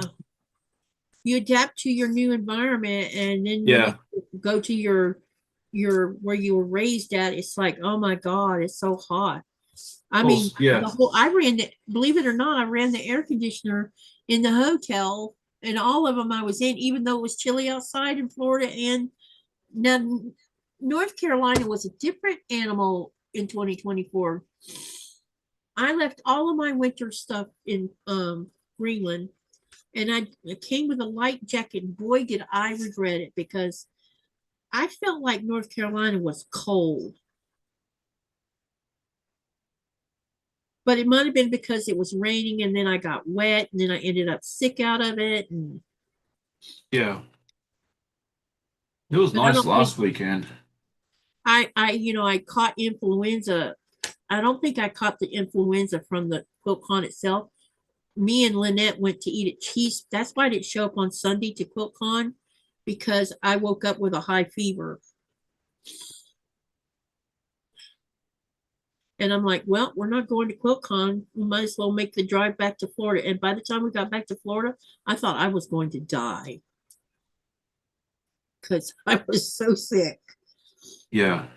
Well, I think a lot of folks like they go to Quilt Hunt for the 4 days. They don't spend a lot of time there on Sunday, or they skip it altogether. Because I think after you've been there 3 full days, Well, I wanted to go back in and finish getting the rest of my pictures, because I managed to get about 70% of the quilts photographed. And I still have like right? 25% left. But I was too sick to go do it. And I told Lynette I'm not gonna, and I knew I had a fever. She woke me up at 3 o'clock in the morning. She says, Mom, are you all right? And I'm like, huh? You've been coughing for the last 2 hours. And me and I guess I had woke her and Christina up. And I didn't know I had been coughing in my sleep. And I went to sit up and I'm like, uh-oh, I don't feel so good. And she felt my head and she's like, Mom, you're on fire. Hmm. So I made that decision that I was not going to go and infect people with whatever it was I had. Yeah, that's wise. Because I'm pretty sure that I don't know if I'm almost thinking I might have picked it up from the Cheesecake Factory, but I don't know. Who knows? When you're around that so many people there, could have come Oh, from anywhere. it was so many people in that restaurant. It was insane. I only go to Cheesecake Factory for cheesecake. I don't like. I always buy it and take it home. So We ate in there. There was something I wanted to eat in there that they had. It wasn't about the cheesecake. I love that cheesecake. We have one of their restaurants. It's like just not far from my office. So once in a blue moon, I'll have we'll order it and I'll pick it up and then take it home. But you have to kind of pick and choose when you do it because it's not cheap. It's like a Yeah. special, like once. No, it's definitely not cheap. I mean, I think I spent $60 in there or something. Yeah. But I was Well, I treating did. the net out. Yeah. Well, that's what I did for my birthday, for my last birthday. Instead of getting the birthday cake, I just said to the girls and Amanda, I was like, why don't you all pick a slice of cheesecake and I'll grab it on the way home from work and we'll have that as a birthday cake. Because I normally like ice cream cakes. That's usually my go-to, but I just wasn't feeling like ice cream cake that week. And so, but I was like, I would love a slice of. I normally get the lemon meringue cheesecake from there. It's one of Mhm. I love that one there, but this time I got the banana cream, and that one was really good too. Yes, once a year little treat. That's how it is.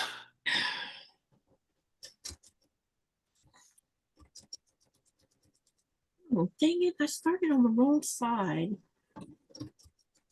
Miss Katie, it looks like it's almost time to run away. Time flies super fast. Well, I'm trying to catch up. Oh, I'm sorry.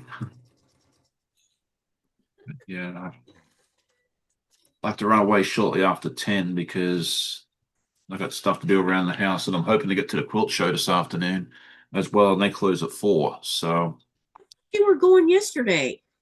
no, I had to do some other stuff with the family. I tried to go to the fabric store yesterday. That's what I meant to tell you. Totally forgot about it. Went to go to Fabric Hut yesterday, and I don't know what sort of sale they had going on, but there was not a spot in that parking lot. You have to like park like a you know on a back street like a block or so away, and I was like, no.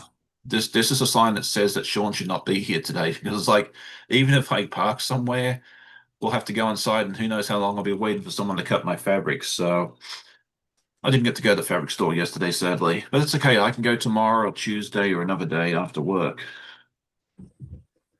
Well, let me put this one up here and then we'll do our thing before you have to disappear. Yeah, I just wanted to give you a warning so that way I wasn't like, hey, Katie, it's time to go. Yep, just hang on a minute. Let me pin this up You're here. fine. 3 sewn. I'll And I just have keep. 3 more to do. Allie's here. Good morning. Good to see you. So I don't know if you saw yesterday, Katie, but in my live I had a viewer comment. They were from Germany, and they're from the same town as my German exchange student from last year. Oh, cool. Yeah, I was like, what a small world. Yeah, really. It seems like our planet's gotten smaller because we have access to so much these days. Yeah, but yeah, those was it? Hey, look at that. That's gonna really look nice, isn't it?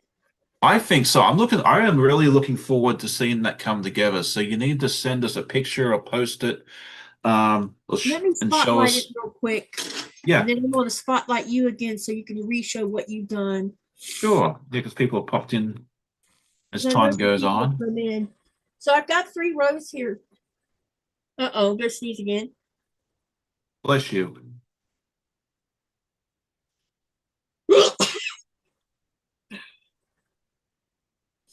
That is cool, huh?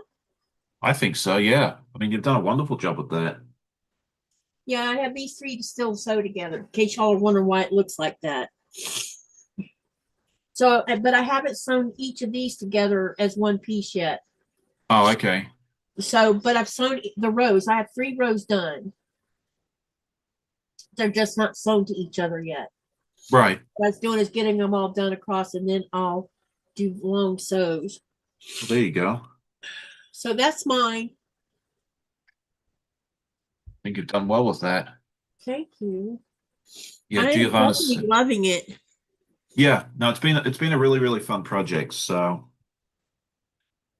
okay. So all right. What did I do today? I put together this one, and I've already started putting the whatever it's called. I'm starting to take the paper off. I've actually done more than I thought I did. I've actually done a good job of that. How about that?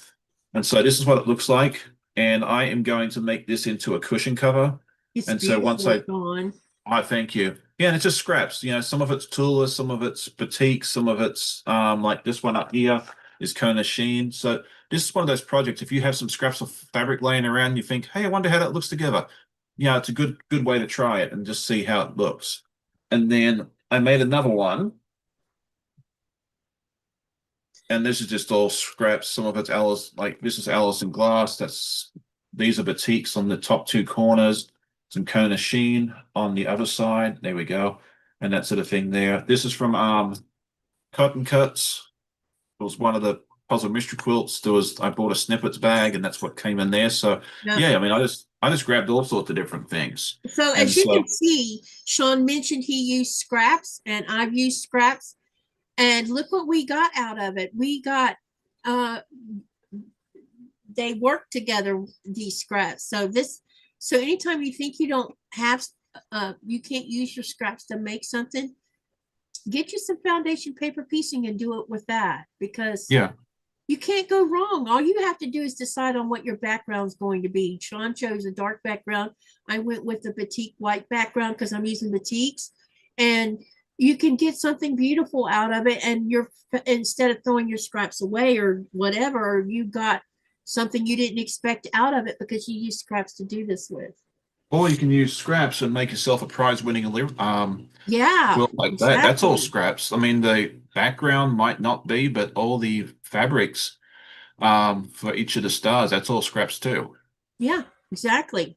So think of that when you're like debating on, well, I don't want, I don't, because I know a lot of people get put off by the fact that when you're doing scraps, you feel like you don't have control over color or design or whatever. But if you use it this way, you get a beautiful quilt, and you don't have to think too much about how you use the color, Yeah. and because it comes out beautiful. Yeah, I just sit there and go, oh, I wonder how this looks together. And it's just a fun way just to try different colors Yeah. together.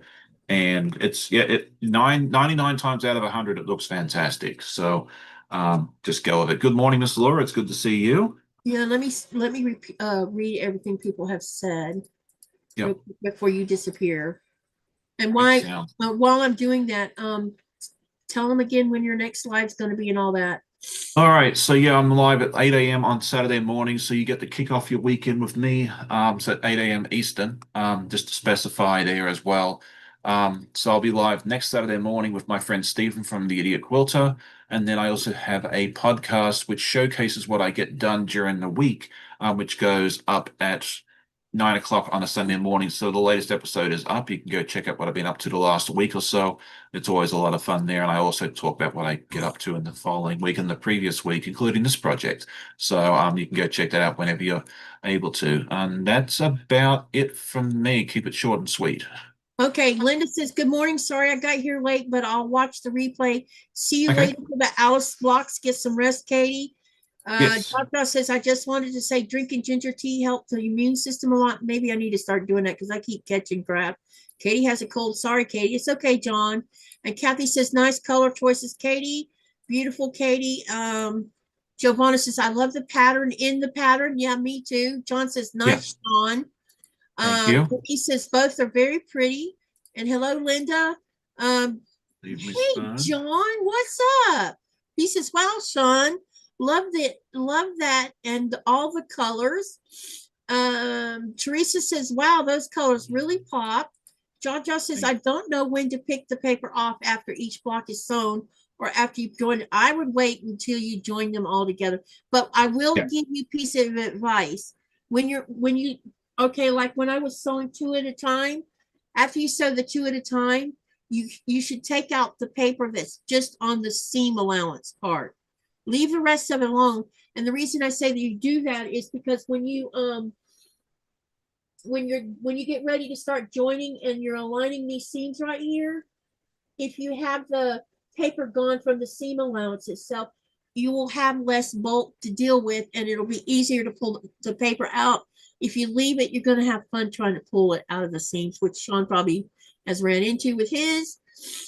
That's a piece of advice to do with that. Or that's what I do, because I can't stand to sit there and pick because I'm worried about tearing out a seam. Wait, ooh, that just jumped. Let me see. This is also a good, like ripping out the paper is also a good project you can do on the go. Like I'll sit in my chair and watch watch a TV show. I've actually taken these like to my in-laws' houses, like when we go over there for dinner and we hang out for a few hours, I'll take this, ripping out paper thing, I'll take it with me and I'll have like a little plastic bag or a trash bin or something like that so I don't make a mess. So it's definitely a good I was complaining about it last night on my podcast, but this is a good project if you want something to do on the go and you don't like hand stitching. Guilty as charged. It's a good option there for you. Before we go, Katie, we do need to figure out if I got the question right or not. Oh, hang on. Yeah, let me finish what Linda said something too. She says, both your projects came out great. People will be able to enjoy your wall hanging, and others will see the beautiful colors while resting on your sofa. Yep. And then let me see. Mary Ann says that she has subscribed to your channel. Thank you for that. All right. The answer to the question. What does hoi polloi mean? And let's talk about, we got 40 votes, 10% voted for the leaders, 15% voted for the scholars, 45% voted for the elite, and 30% voted for the common people. The answer is the common people. Yay! The common people. That's the answer. And thank you all for voting on the poll. All right. What's the plan? Sean's already shared his information. So I will be on Sherry's live this afternoon at 3:30 Eastern Standard Time for Alice's Wonderland. And then I'm not going to have a live. I've done my 28-day challenge. So that's over with. So I will go back to my regular lives at Thursday, Friday, and Saturdays at 4:30 p.m. Eastern Standard Time with my once a month crochet and my once a month Sunday with Sean. We are doing another one next month, right? Yeah, as far as I know, we are. Because I think we're going to be, Sean's going to be poking at me. Legit kit. That's our next step. Yep. So I need to keep moving, and I need to keep you moving too. So it's going to be good for both of us. I got my 3-ring notebook this week in my box, along with sheet protectors to put part of that stuff in. And now I realize I should have ordered like 200 sheet protectors because that notebook's really thick. And it occurred to me when I sew each sheet, I could stick it in the sheet protector too if I wanted to, but I didn't think of that. And I also got my project bags in that box. So now I can keep things in order. So I got that. So yep. So Sean will be, I'll announce when our next one is for March. Wait, yeah. April. No, we're already in March. Sorry, April. My goodness, I'm still in February mode. Anyway, yeah, so everything's returning to the usual thing with my occasional pop-up thing. Oh, and I have one other thing to tell you guys before we hang up. I was talking to Thomas last night, and Thomas mentioned that he just bought him a laptop and he wants to learn how to go live. So he's going to come over. I'll let you know when we do it, but we're going to do a Lego live where it's him and Nikolai building. And I did get a Lego kit for doing some letters with. So I'm probably will play with that a little bit. And we're going to do a live and introduce Thomas and let him get his feet wet on how to act in a live and what to do on a live. So stay tuned for that. That will be sometime in March too. And yeah, so y'all will get to meet my son. He's probably going to be shy a little bit. Because he's a bit of an introvert, just like everybody else around here is. Me too. So, guilty as charged. Yeah. So, yeah. Sean, thank you for doing this so along with me. I appreciate that. And thank you for saying yes despite your misgivings about paper piecing. I really appreciate that. Not a problem. I mean, I'm thankful you encouraged me to do it. It's been a lot of fun. And yeah, a whole lot more enjoyable than I expected it to be. So yeah, sometimes if someone tries to talk you into something, like if you really know, like deep down your heart that you gotta hate it, say no. But if you think that you might, maybe, possibly would enjoy it, give it a shot. Yep. Especially if you can do it with scraps, where it's not gonna cost you a ton of money. You know, if you can do it that way, give it a go. Sometimes the things that you don't expect to be really good are going to be some of the things that you enjoy the most. Yeah, the thing about it is you pay for a pack of paper, foundation paper. They were $10 when we bought them? Something like that? Yeah, I think it's a little more. I think it's closer to 15 an hour though. But it comes with what, 42? Yeah, 42 it came with 42, yeah. So think of this. You spent, right now, I saw them at $13.58 what I saw for the small ones. But if you let's round it up to $15. If you spend $15 for the paper piecing part of it, but you're using your scraps, which is costing you nothing because you're shopping from your scrap pile, and it's good mindless sewing. Really, you're making a project that hardly costs anything. And you can make a little hanging. You can make a little quilt. You can make these cushion covers. I have a video that shows you how to turn these into a cushion cover.